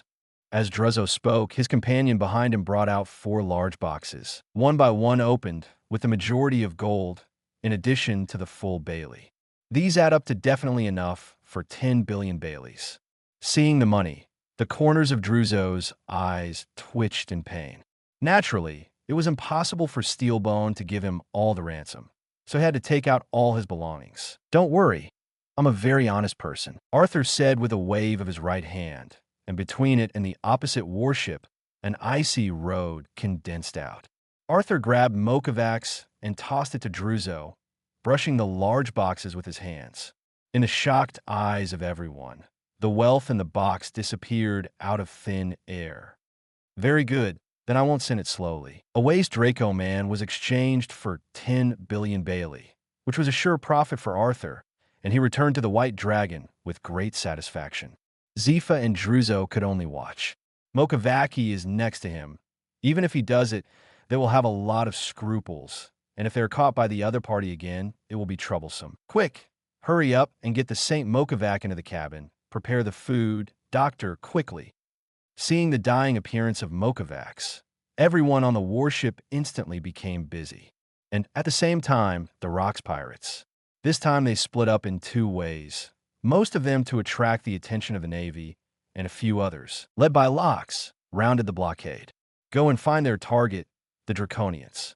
It is conceivable that under this mental calculation or unintentional, coupled with the fact that the Draconians have always been arrogant, the probability of being caught by Locks is very high. With the cruelty of Locks, the captured Draco people will definitely be more than lucky. The outcome of this matter will be postponed for a few more days. Arthur, who inspired Locks, is lying on the couch at the moment, enjoying the services of Rita and May to the fullest. Mate, you can use this pistol for self-defense. Looking at the budclose in front of him, who is carefully picking out the watermelon seeds, the light in Arthur's hand flashed, and a dark blue pistol appeared. Mei's current strength is naturally no problem against those ordinary pirates, but if she encounters those top ones, I'm afraid she will not be able to do it. To be on the safe side, Arthur spent 3 billion from his store to buy May a self-defense pistol. Don't look at the pistol size is the same as normal, but the energy contained in it is unimaginable. A bullet is worth 100 million and can burst out with the same power as a missile. Thank you, Captain. May took the pistol and put it away after stroking it recently. That's good, Captain, Rita said. Her tone was quite sour, and at the same time, the strength of her hands rubbing her shoulders slowly increased. Of course, Rita, I have a gift for you. Arthur took out a box very interestingly, opened it gently, and there was a dark blue diamond necklace inside. The small necklace seems to contain the entire universe, and there is a deep beauty. Rita, this necklace is called the Heart of the Universe for you. With Rita's current combat power, no matter how many tools there are, it is only an auxiliary role. In this case, it is better to give some trinkets that girls like. Can the captain help Rita put it on? Rita came up to Arthur and lifted her hair, revealing her smooth neck. Happy to help you. May next to her looked at this scene and was very envious. Girl, of course, she likes these shiny things. But she also understands Arthur's intention in giving her a pistol. I made up my mind that I must make my strength stronger as soon as possible, so that if I give myself a gift, I can ask the captain to help put it on. How's the captain going? Is it good looking? Rita looked down at the dark blue diamond with a big smile on her face. Looks good. Rita looks good no matter what she brings. Late at night, when Arthur was sleepless and tossing and turning, a figure walked softly. Captain, B. Rita asked May to come over. Some trembling can also be heard in the slight sound, and just then, the sea welcomed a new guest. Chapter 22, Early Morning. Looking at May E., who was still frowning slightly, Arthur smiled and reached out to pull away the strands of hair stuck to her cheeks. Perhaps feeling the touch on her cheeks, May E. opened her eyes at the same time. Woke you up? May E., it's still early. You can continue to rest. No need for the captain. May E. has nothing to do. After all, the captain is so gentle, and May lowered her head, a little embarrassed as she spoke. May, you better rest for a while. The captain is not gentle, but I know better than you. The door opened, and Rita walked in with 2 bowls of lotus seed soup. It's specially prepared for you, and it can replenish some vitality. Thank you, Sister Rita. May E. sat up, took the lotus seed soup handed over by Rita, and took a shallow sip. It's delicious, Captain. Would you like a sip? May E. said as she picked up the spoon and handed it to Arthur's mouth. Yes, Rita's craft is good again. The taste is sweet and not greasy, and it is a wonderful treat to go down the throat. Of course, Rita gave a smug smile. A hearty breakfast is ready. I'll go and wait for you below.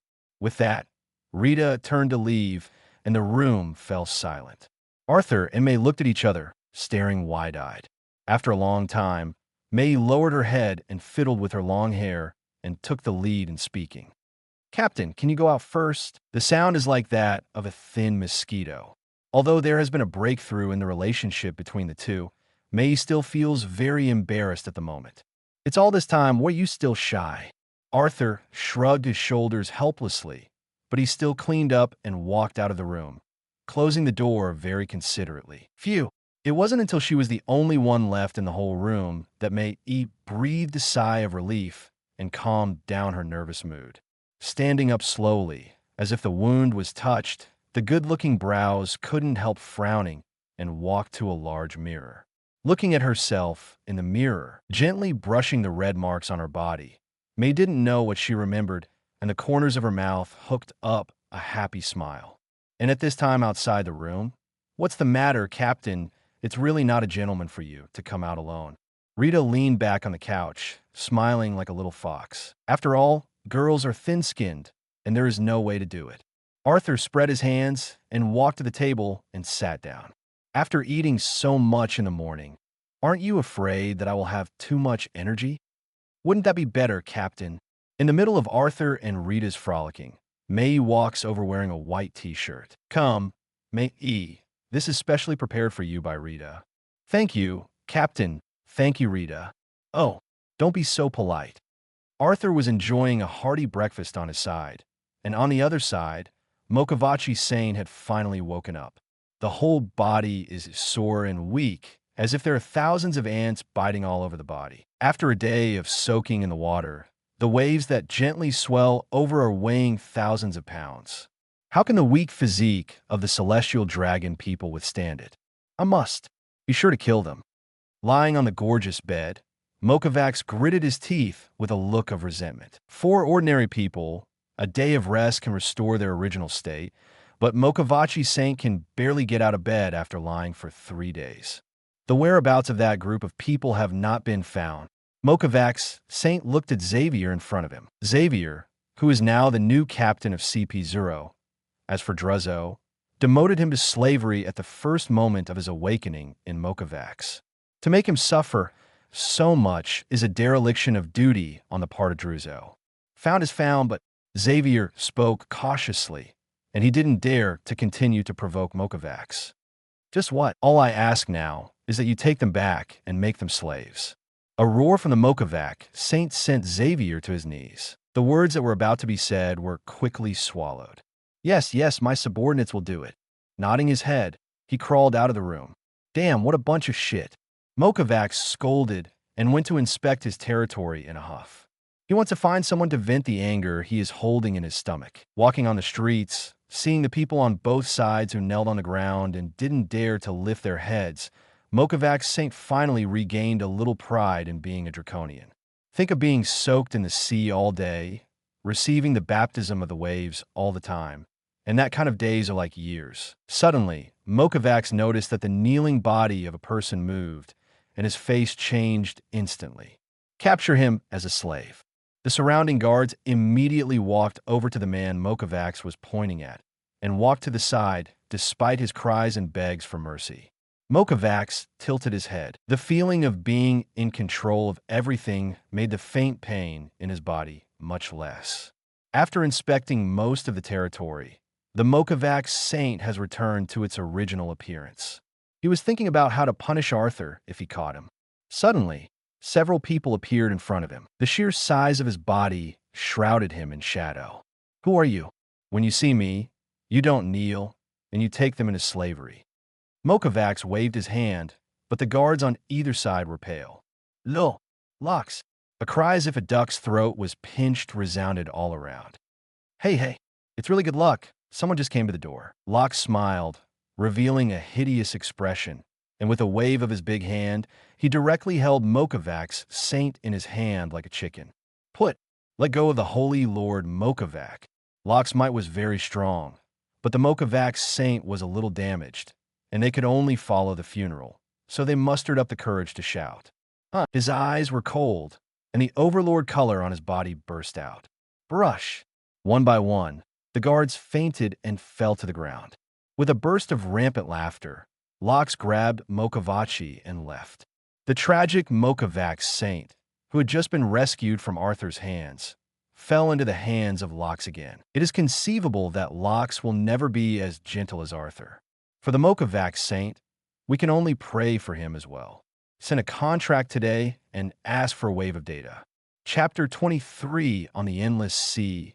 The sound of artillery fire is endless.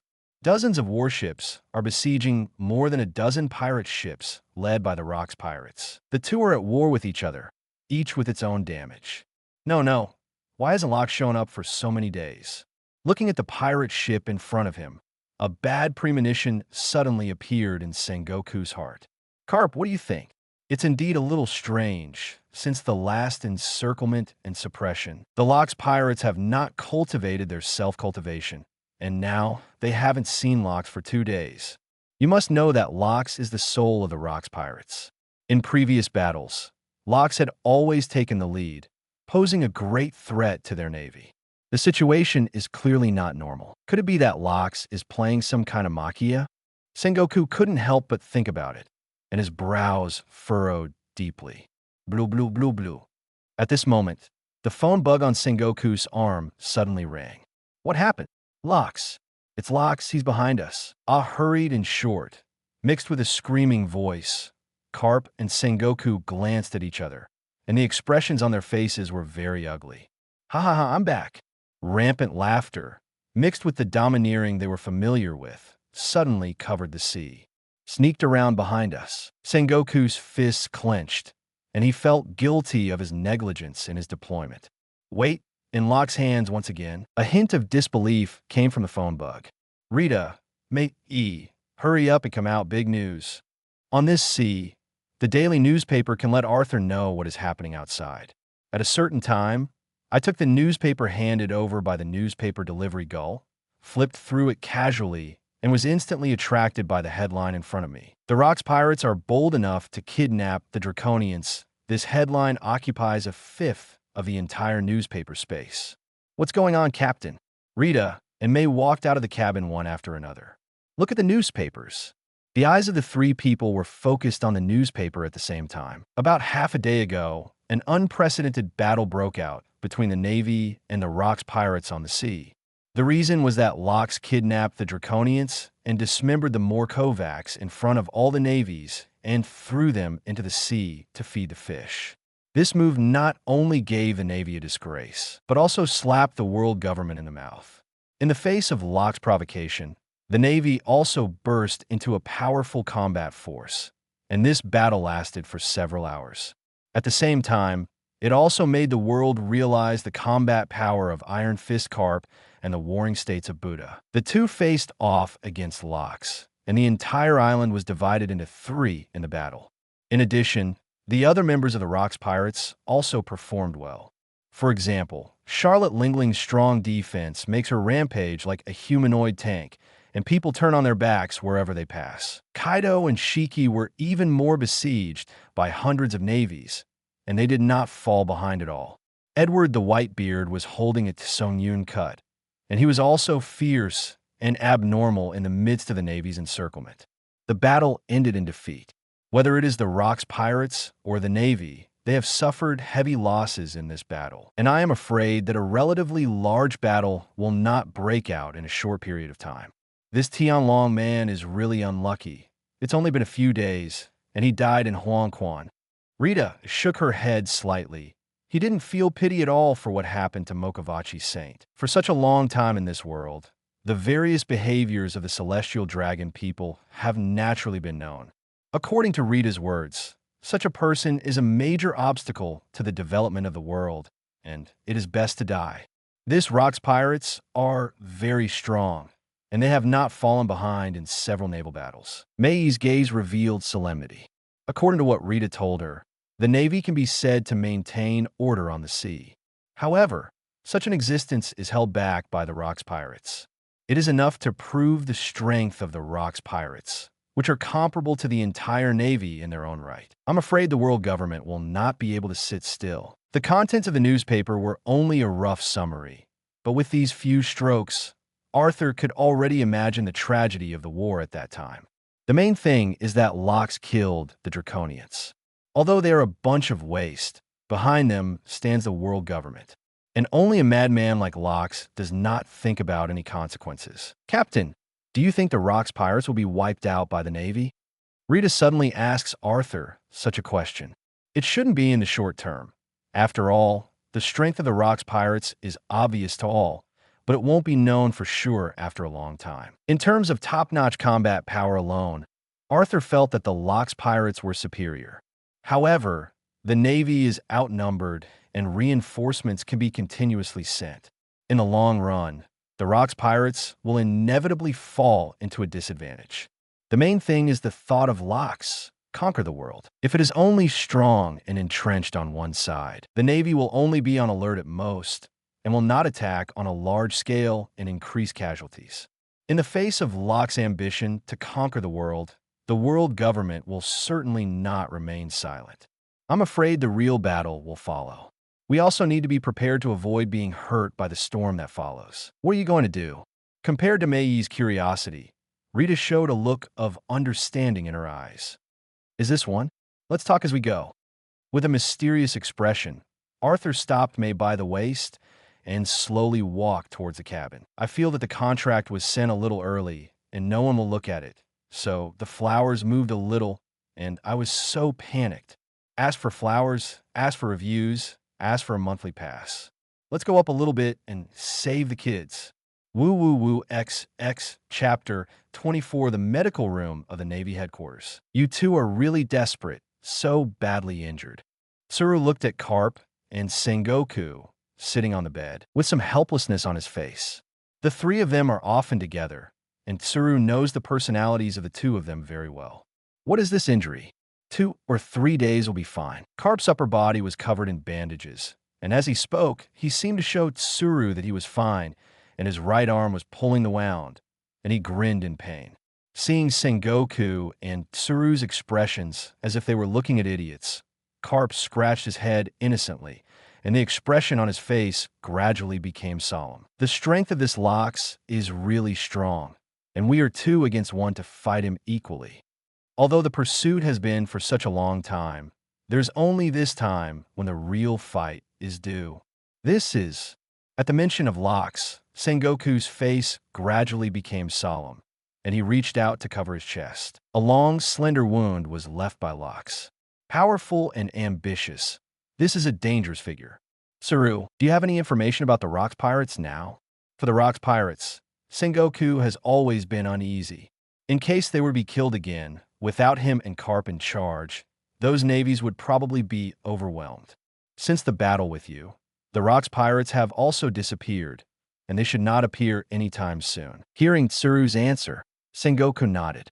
Although the kid at Locks is very strong, it is impossible for the two of us to be attacked so many times unharmed, and now he is probably lying on the bed. Carp said slowly, "Be cautious. Locks is a madman, and no one can guess what he's going to do next." Sengoku said and got up from the bed. "What are you going to do? If you're hurt, you have to rest." Tsuru's brow furrowed. Now is not the time to sit back in bed. "Yes, it's nothing to us." Carp also got up from the hospital bed and slowly moved his body. It's really unsettling." The crane didn't say anything more and could only sigh helplessly. Locks, who is still being remembered by Carp and Sengoku, is standing on the seaside and looking into the distance at the moment. The naked upper body, the traces of wounds are only done simply.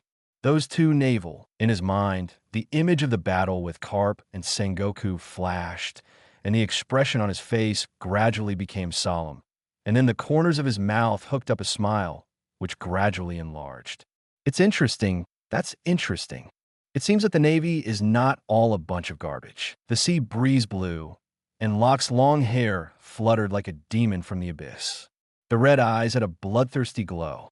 And in the marshal's room of the Navy headquarters, Steelbold received an order from the world government: destroy the Rock's pirates at all costs.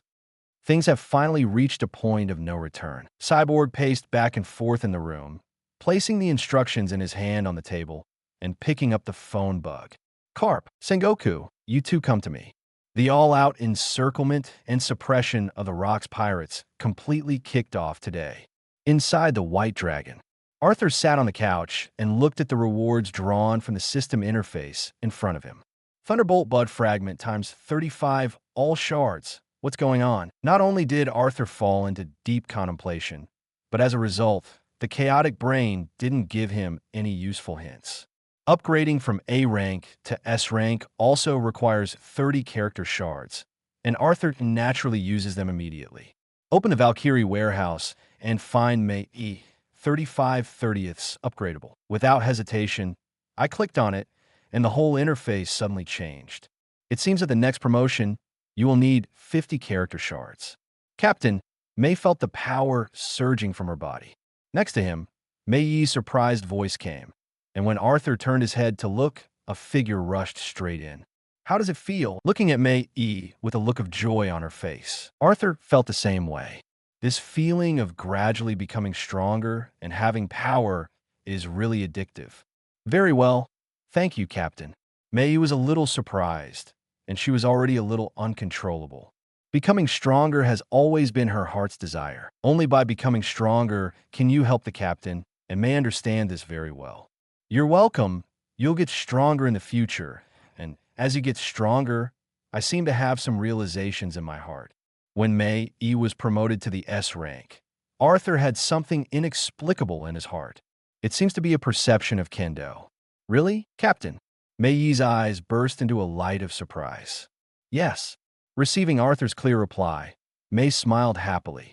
May is really happy to be able to help the captain, and she is very happy.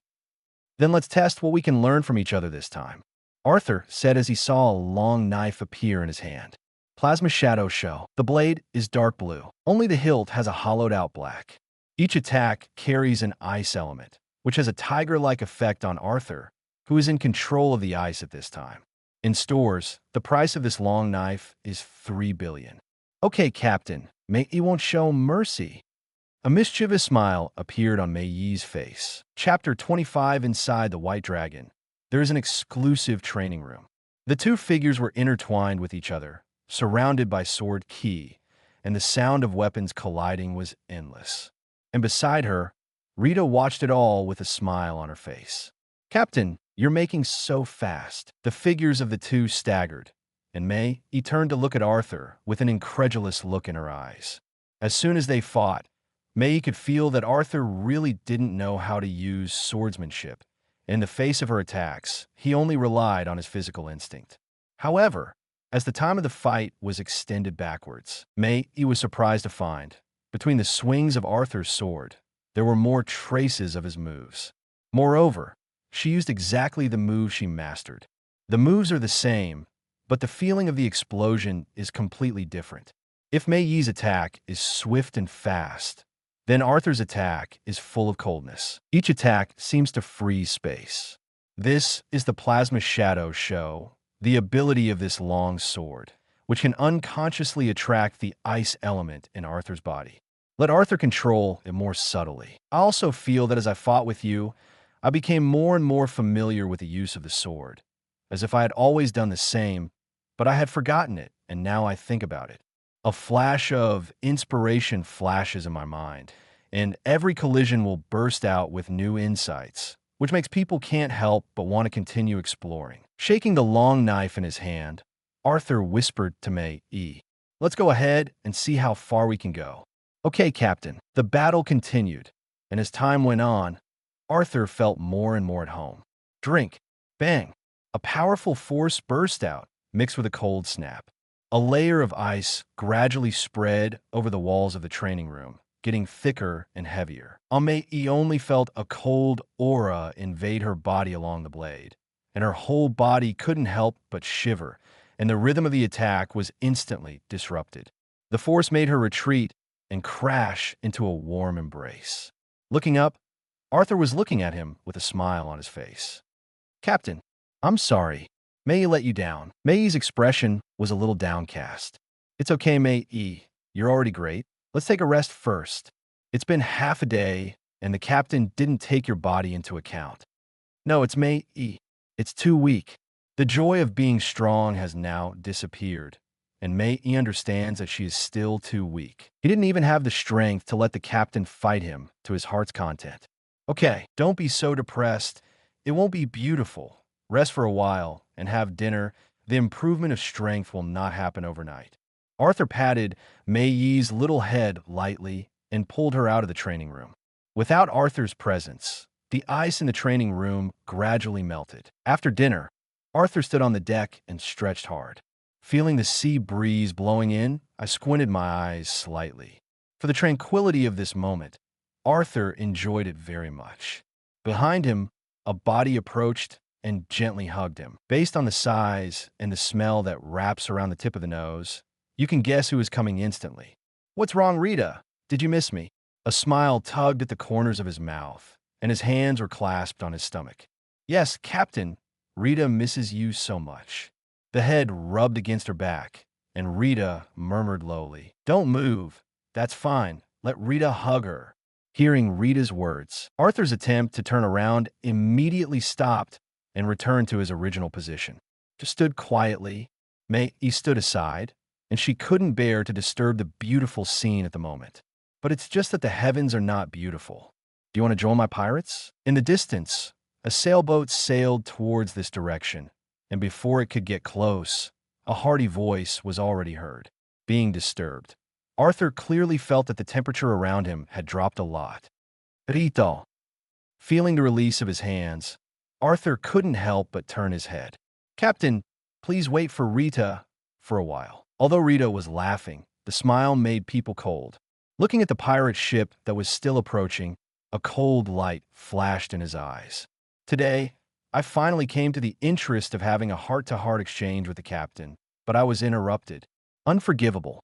With one step, the armor around the body emerges. Blue Knight, Moon Soul. It seems that Rita is indeed very angry. With a slight jump, the nimble body crossed a distance of tens of meters and landed on the opposite pirate ship. Waves of energy fluctuations suddenly spread outward from the pirate ship. "Captain." May came to Arthur's side worriedly. "Don't worry, Rita is fine. There are very few people on this sea who can do harm to Rita." That pirate flag. Some are familiar. Looking at the fluttering pirate flag above, Arthur's eyes showed a thoughtful look. 10 minutes later, Rita returned unscathed and landed next to Arthur, her armor dissipating at the same time. And the pirate ship also changed direction and gradually moved away. How about Rita? The other party still has some strength and wants to invite us to join their pirate group, and the name seems to be Rogers. Rita said unconcernedly. Joining the pirates naturally refused to face. After a fight, there was a lot of anger in my heart, so Rita accepted it when she saw it. After all, Hyperion flies in the sky, and it is too foul to appear on this sea, and I have not considered it at the moment. Maybe it will appear later. Now, you don't know if someone is chasing someone if you only know if the data increases every day. So if you like to watch it, please don't be stingy. Every flower, every evaluation vote is the greatest encouragement to the author. Chapter 26. You mean his name is Roger? Arthur looked at the pirate ship that was gradually moving away, and his eyes slowly moved to Rita. Yes, what's wrong, Captain? Rita's expression was a little puzzled, and she tilted her head slightly, puzzled. Forget it, it's not too much of a problem. Arthur shook his head. In this most chaotic period of the sea, I don't know what kind of changes Roger's appearance will bring, which is really full of expectations. Oh, by the way, Rita, did you see anyone else on that boat?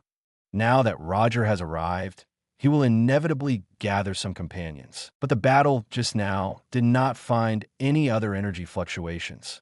Nope, there's only one guy named Roger. Rita shook her head, leaving Arthur slightly startled. Is that so?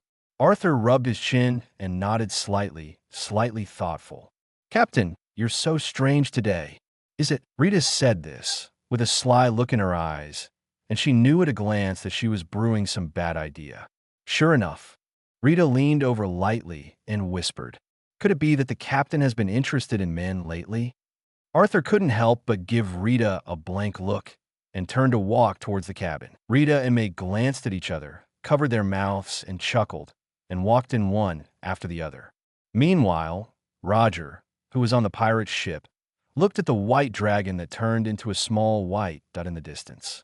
There are really strong people in the sea, and I just met a person with such strength, standing at the stern of the boat. With the cloak behind him hunting, Roger had an excited glint in his eyes. That's what he wants. Rivals on equal footing, full of arduous journeys in search of soulmates. It's just a pity that I declined my invitation. There was some disappointment in Roger's tone. He shook his head helplessly and drove forward slowly. In the distance, a lonely island emerges. At the edge of the island, a man sat without hesitation, a bonfire burning in front of him, and a few fish slowly turning beside him. From time to time, some spices are sprinkled on top of the grilled fish, which gives off an attractive aroma. The first member of the Roger Pirates, named Silbaz Riley. He has short blonde hair and a tough face. As if he felt something, he looked up at the approaching ship in the distance. Yo, Roger, how did you get so embarrassed when you went out? Looking at Roger, who had leapt off the deck, Riley looked up and down, a smile curling into his mouth. Compared to when he went out, Roger's clothes were indeed a little messy. After all, the battle with Rita was not so easy, but it definitely not reached the level of embarrassment. I got into a fight with someone else. Roger waved his hand indifferently, sat down by the campfire, picked up the grilled fish that was being grilled, and took a bite. I don't seem to be particularly happy with your tone. Did you lose the fight? Riley was curious. If he had met an opponent in the past, Roger would have been eager to tell him all the details of what had happened. How did today? I didn't lose, I just got to the point. Subsequently, Roger explained in detail the situation of his going to sea. It's really interesting, and I'm so interested to meet those people for a while, Riley said as he picked up the grilled fish in front of him and ate it. Yes, if you want, we'll come back in a while, and it would be nice to have him join our pirates. Roger hasn't given up yet. Is that also your intuition? The light in Riley's eyes grew brighter. Riley had a deep understanding of Roger's intuition, and it seemed that he had been brought on board like this in the first place. Yes, my instincts have always been accurate, and those people give me a strong premonition. Roger's gaze was a little deep. So, do you have a gut idea what we're going to face next? Saying Riley's gaze, Roger looked into the distance. A pirate ship was heading towards them, and on the deck, many pirates were armed with weapons in their hands, and it was obvious that they were not good at coming. It's them again. The last time I let them go, they chased after them. Roger stood up from the ground, moving his whole body slightly, a smile cracking into the corners of his mouth. How about we compete to see who has more to beat? Seeing Roger's gaze, Riley smiled and ate all the grilled fish in his hand with 3 strikes and 5 divisions. No problem, I have to win in the end. The two glanced at each other and stood on the shore, quietly waiting. At least it will be written to the shelves. As for whether to write it after that, it depends on the subscription results. It's not very demanding. As long as it's not in the normal range, I'll continue to write. Chapter 27 on the White Dragon. Arthur sat on the couch, looking through the items in the store. It's also something he often likes to do in his free time. There are many items in the store, and although there are categories, they're only general categories, and there are many that are not divided in detail. Therefore, it is not uncommon to see some interesting gadgets, which is also the fun of visiting the store. What the hell is Dragon Ball? One is worth $1 trillion. Why don't you grab it? Away 18 style, a full set of 30 million. This price is still not expensive, but it doesn't seem to be of much use to me. There are still a lot of weird things. Are there any devil fruits and domineering or anything like that? In this world of pirates, having a devil fruit or domineering is the proof of a strong man. And the overlord domineering Arthur has long coveted it. After all, he is so handsome. This is also the motivation to check the store frequently. As a result, after a few days, the items in the store were only seen in the ocean. Wait, like I found something interesting. The object that flashed quickly in front of him, Arthur stopped instantly and slowly pulled upward. A row of domineering appeared in front of Arthur. The primary armament is domineering, and the price is 100 million. The mid-level arm color is domineering, and the price is 1 billion. The high-level arm color is domineering, and the price is 10 billion.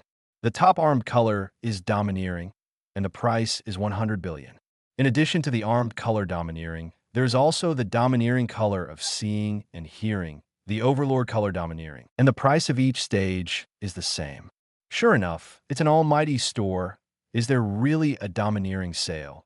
And the primary one only needs 100 million. The corners of Arthur's mouth hooked up a smile. 100 million is still out for him now. Let's buy a beginner armed color domineering to test the waters. Armed and domineering, Arthur has also been yearning for a long time. After all, it can increase the hardness. Click buy directly, and the goods will automatically enter the system warehouse. Open the system warehouse, see the glowing mass of items, and click use. Armed color raised his right arm and clenched his fist slightly, and the arm domineering color covered the entire arm. It's true that the sensory power has increased a bit. After feeling it carefully, Arthur nodded in satisfaction. Armed color. After many uses, I've become more and more proficient, and I can attach it to various parts of the body at will. Captain, what fun have you found on your own? Seeing Arthur dancing there alone, Rita walked over with a smile. Wow. Captain, why did your arm turn black? Seeing the armed color attached to her arm, May stared at her big eyes in surprise and couldn't help but reach out and touch it gently. The touch as if it was steel made Mei's brow furrow. This is domineering. It can increase attack and defense. Do you want it? Arthur asked, waving his fist. Unexpectedly, Rita and Mei shook their heads again and again. I don't want it to be so ugly. Rita doesn't need to, although it can increase a certain amount of strength. The thought that a certain part of his body will become pitch black instinctively refuses. Well, that's just the icing on the cake. Arthur shrugged his shoulders and approached Rita with a smile on his face. Captain, with such an expression on your face, do you have any bad ideas in mind? Rita still knows Arthur very well. How so? I just wanted to try this arm domineering with you. Arthur looked at Rita with a wicked smile. If Rita heard me right, the captain just said that this armed color domineering can increase the hardness of any part of the body, right? Rita's good-looking eyebrows furrowed, and she had already guessed Arthur's thoughts in her heart. What? Are you scared? The smile on Arthur's lips became a little thicker. Armed color domineering. Since he bought it, he naturally wanted to give it a try. Captain, steel can be sharpened into needles. Don't think that adding a hard shell will make the world invincible. In the face of Arthur's provocation, Rita fought back, not to be outdone. It's a mule or a horse. You have to walk it to know. Don't cry and beg for mercy at that time. You're the captain. A man can't give up halfway and surrender in advance. Between the two of them, there seemed to be sparks flickering. May watched from the side, her eyes looking at Rita and Arthur, not knowing whose side to stand on. "Captain, Sister Rita, there's someone out there." Suddenly, through the window, a sailboat was approaching, and May hurriedly shouted. Arthur and Rita looked out at the same time. "It's Roger. Why is he back again?" I was a little puzzled. "Rita, it's useless to talk too much now. Wait for a real fight in a while, and you'll know who is talking big. I'm looking forward to it." Rita is also looking forward to it. How much will the captain's combat power increase with this hard shell? The two of them walked out of the cabin and stood on the deck, looking at the capsized ship docked not far away. "What's the matter, Roger? Do you want to come back to the field?" Seeing Roger appear, Arthur was the first to speak. No. I'm here to invite you to join our pirates." Roger waved his hand repeatedly, maintaining a kind smile. "Join your pirates? I've had people who have asked for this, but I've declined, and I have the same answer for you. I refuse." The attitude is resolute, so that Roger's later words are not easy to say. "I wonder which pirate group invited you last time?" Seeing Roger's speechless look, Riley spoke. "Oh, I forgot to introduce myself. My name is Riley, Silbaz Riley." As Riley spoke, his eyes looked at Arthur, Rita, and May. Even if he didn't have the ability to see people's hearts, Riley knew the strength of the three people in front of him, especially that woman. Riley's gaze rested heavily on Rita, with a smile on the outside, harmless to humans and animals, but the depth of his eyes made him feel a little frightened. The silence in the depths of his eyes seemed to freeze everything in. The Rock's pirates. Hearing Riley's self-introduction, Arthur nodded knowingly. Riley and Roger glanced at each other. The famous Locke's pirates that shocked the sea. The two of them naturally knew. Since even the Rock's pirates can refuse, their pirate ship that has just gone to sea is naturally not eye-catching. I have given up on the intention of inviting in my heart. However, since they have come, they have come. If we are unmoved by the invitation of the Rock's pirates, then we will not be bored. It's just that I heard that everyone on your ship is very strong, so I want to ask for advice." Riley's gaze looked at Arthur, who is the captain of the ship, can be seen by the position. "So you just want to fight? Then let's get started. I have important things to do in the future. The idea of upgrading the ship is okay, and it will be added to it later depending on the situation."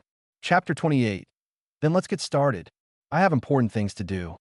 Arthur finished speaking and glanced around. Around the two ships, the endless sea, eyebrows raised. "Looks like this isn't a good place to fight. How about finding an island?" "No, I said there are still very important things to do." In response to Riley's proposal, Arthur waved his hand. "Since you can't use your hands and feet, let's create a field. Manufacturing site, this..." Riley didn't understand what Arthur meant by what he said, and he felt the temperature around him drop instantly. "Freeze!" A soft whisper came from his mouth, and in Arthur's palm, a cold current shot into the sea. Click, click under the gaze of everyone. The sea gradually froze and spread outward. Spread in an instant. In the distance, the bodies of the sea kings who had just jumped out of the sea glittered in the sunlight like elaborately carved statues. "Good fellow. Is it a devil fruit capable of nature?" "It feels tricky." Riley looked at the frozen sea with a deep look of surprise in his eyes. Natural devil fruits are also strong and weak, and in this moment, the area that freezes like a small island is definitely at the apex. "Haha, Roger. Our opponent seems to be a little too strong," Riley said, half-jokingly, but his eyes were full of fighting spirit. "This is the excitement of meeting a strong person." "Rita, I'll leave it to you. Let them make the trip worthwhile." "Understood, Captain." Rita nodded, watching as Riley swung his right hand and a huge scythe emerged. At the same time, pieces of armor appeared all around the body. "Blue Knight, Moon Soul." Since the captain gave the order, Rita naturally did not disappoint the visitor. And Arthur's eyes looked at Roger, and in his right hand, a long knife emerged, and the cold air permeated his body. "Roger, let me be your opponent." At this moment, in the face of the future One Piece, Arthur is also full of fighting spirit. Okay, haha. The entire battlefield centered on the White Dragon, which was split into two in an instant. Mei stood on the deck of the White Dragon, with a look of gloom in her worried eyes. didn't fight alongside the captain. Mei has some small loss in her heart. Holding the plasma shadows show, the sunlight around Arthur became icy. What you get from Rita is the power of pure ice. How far it can be played depends on Arthur's own use. Bang, bang, bang. Arthur and Roger were still looking at each other, and Rita and Riley on the other side were already fighting. Facing Rita, Riley is still barehanded, with the blessing of armed color and seeing and hearing color. Even Rita can't help it for a while. So, this is the color of the armament? Sure enough, the hardness has increased a lot, which really makes Rita look forward to it. After a short fight, Rita already knew the ability of armed color, said something that made Riley a little baffled. Being able to predict my movements in advance should be what the captain said about seeing and hearing domineering. Like a child who has found a new toy, Rita learns a lot from the battle with Riley. Speaking of which, this should be Rita's first real showdown with the masters of this world. When he faced the Rocks pirates, he only broke out the strongest blow and turned around and left. After that, there will be no chance, and even if they do, they're just some small minions. The attack is sharp, but it is pointless if you don't attack. Riley is confident in what he's seen. Really, a smile curled up at the corner of Rita's mouth. Her body soared into the air, and behind the slowly raised scythe, a huge phantom image appeared. What is this? Dangerous feelings? Riley's gaze became solemn, and the blow was no small deal. On the other side, after a brief look, Arthur and Roger shot. At the same time, Roger drew the sword from his waist and collided with Arthur's sword. Powerful power spreads outward with the two of them as the center. Click, click. However, where the two swords intersected, the ice gradually coalesced. Seeing this, Roger immediately launched a second attack. Arthur's moves and styles carried the power of ice that even Roger did not dare to touch. Each collision was extremely brief and swift. Roger's attacks are mainly strong, and each blow carries the momentum of opening the mountain and breaking the mountain, as well as the power of domineering. God avoids. The two of them retreated with a single touch, and as soon as they landed, Roger immediately launched a one-hit attack. All the forces converged and rushed forward. The hard ice was too hard to withstand the force and was knocked out of a ravine. A strong blow, but this is my home turf. In the face of the impending attack, Arthur raised his hands in the air. The ice in front of him instantly rose from the ground, forming a high wall several meters thick. Bang! It could be clearly seen that a stream of energy passed through the ice wall and rushed towards Arthur at a great speed. It's just that the speed has slowed down a little bit after passing through the ice wall. Then taste my blow. The long sword in his hand was raised high, and the endless cold aura condensed into a huge sword shadow. Brush. Straight down. The whole world seemed to be reduced to two halves under this blow. The attacking attack that rushed straight out only lasted for less than a second under this sharp sword light and exploded with a bang. Roger tilted his head back and smiled at the face of the attack like heavenly punishment. The armament color is attached to the long sword without any dodge. Bang! Boom! With Roger as the center, layers of cold ice exploded, and thousands of huge waves rose and swept around, and they did not subside for a long time. The huge waves that rushed into the sky fell, and the area felt like it had experienced a storm.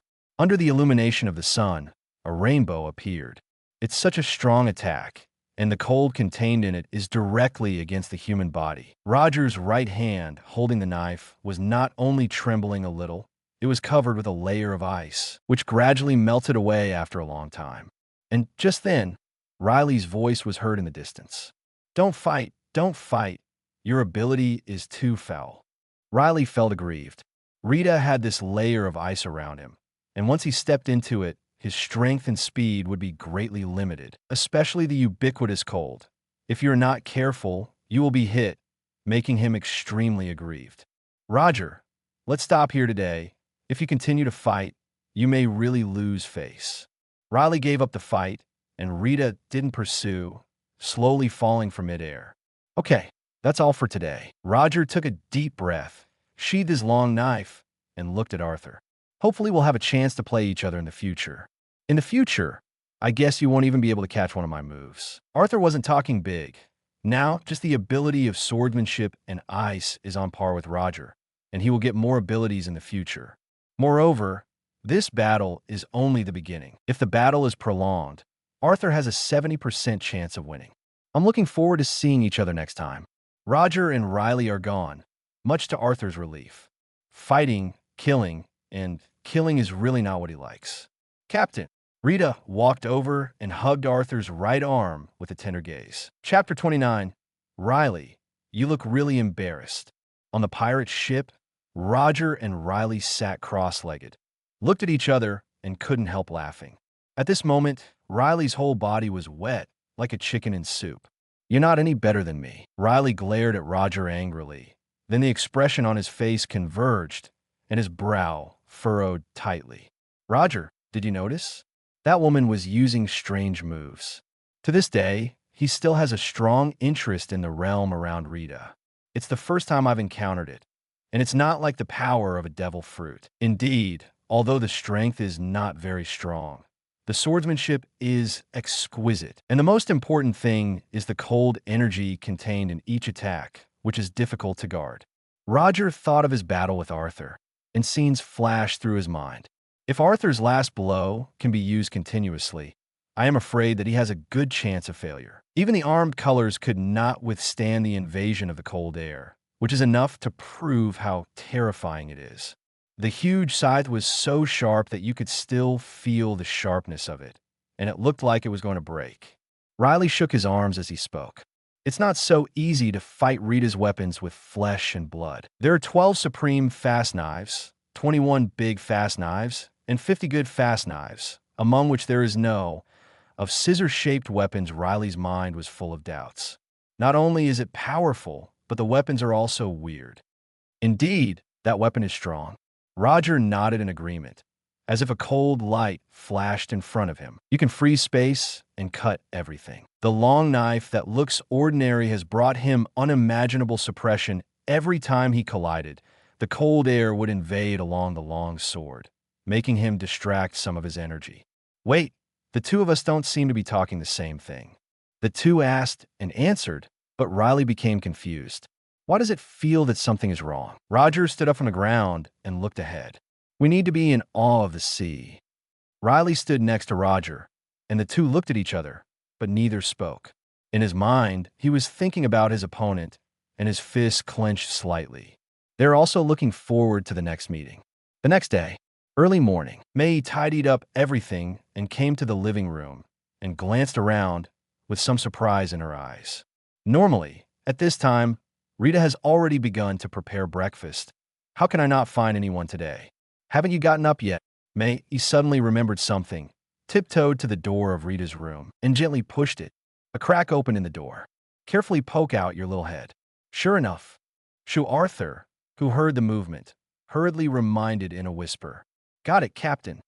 May also lowered her voice and walked over quietly. Even when I fell asleep, I couldn't hide the tiredness on my face, and there was a faint sweat spread on my cheeks. Sister Rita, what's wrong?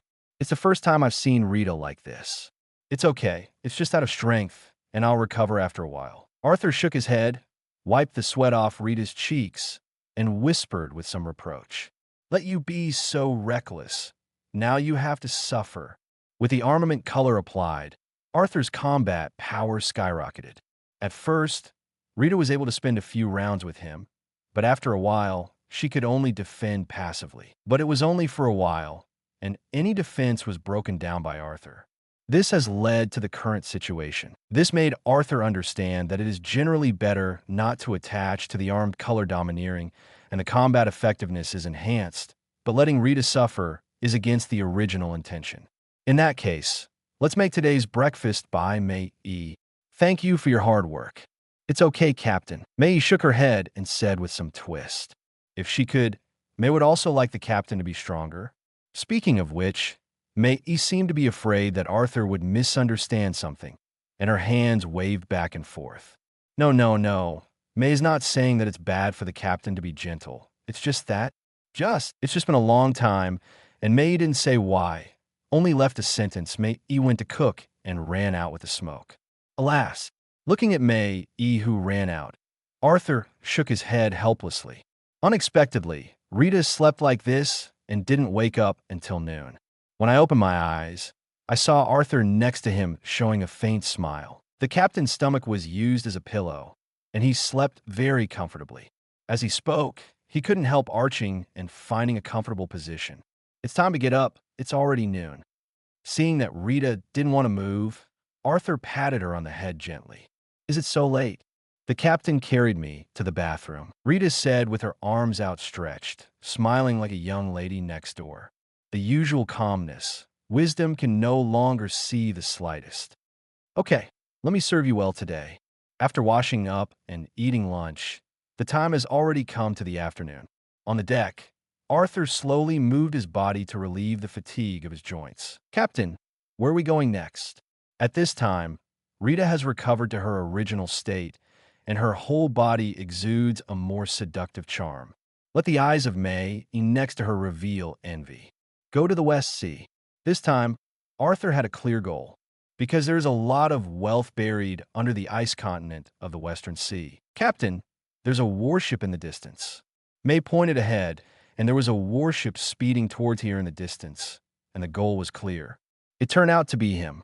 Seeing the people on the warship, Arthur raised his eyebrows. Don't want to waste any more time. Arthur took out the plasma shadow show and swept out in front of him. Brush. On the comms. No more novels? Take part in the voting. The most requested novels and those with the most likes will be chosen for publication on euroaudiobooks.com. There, I can upload as much as I want without the risk of receiving a strike.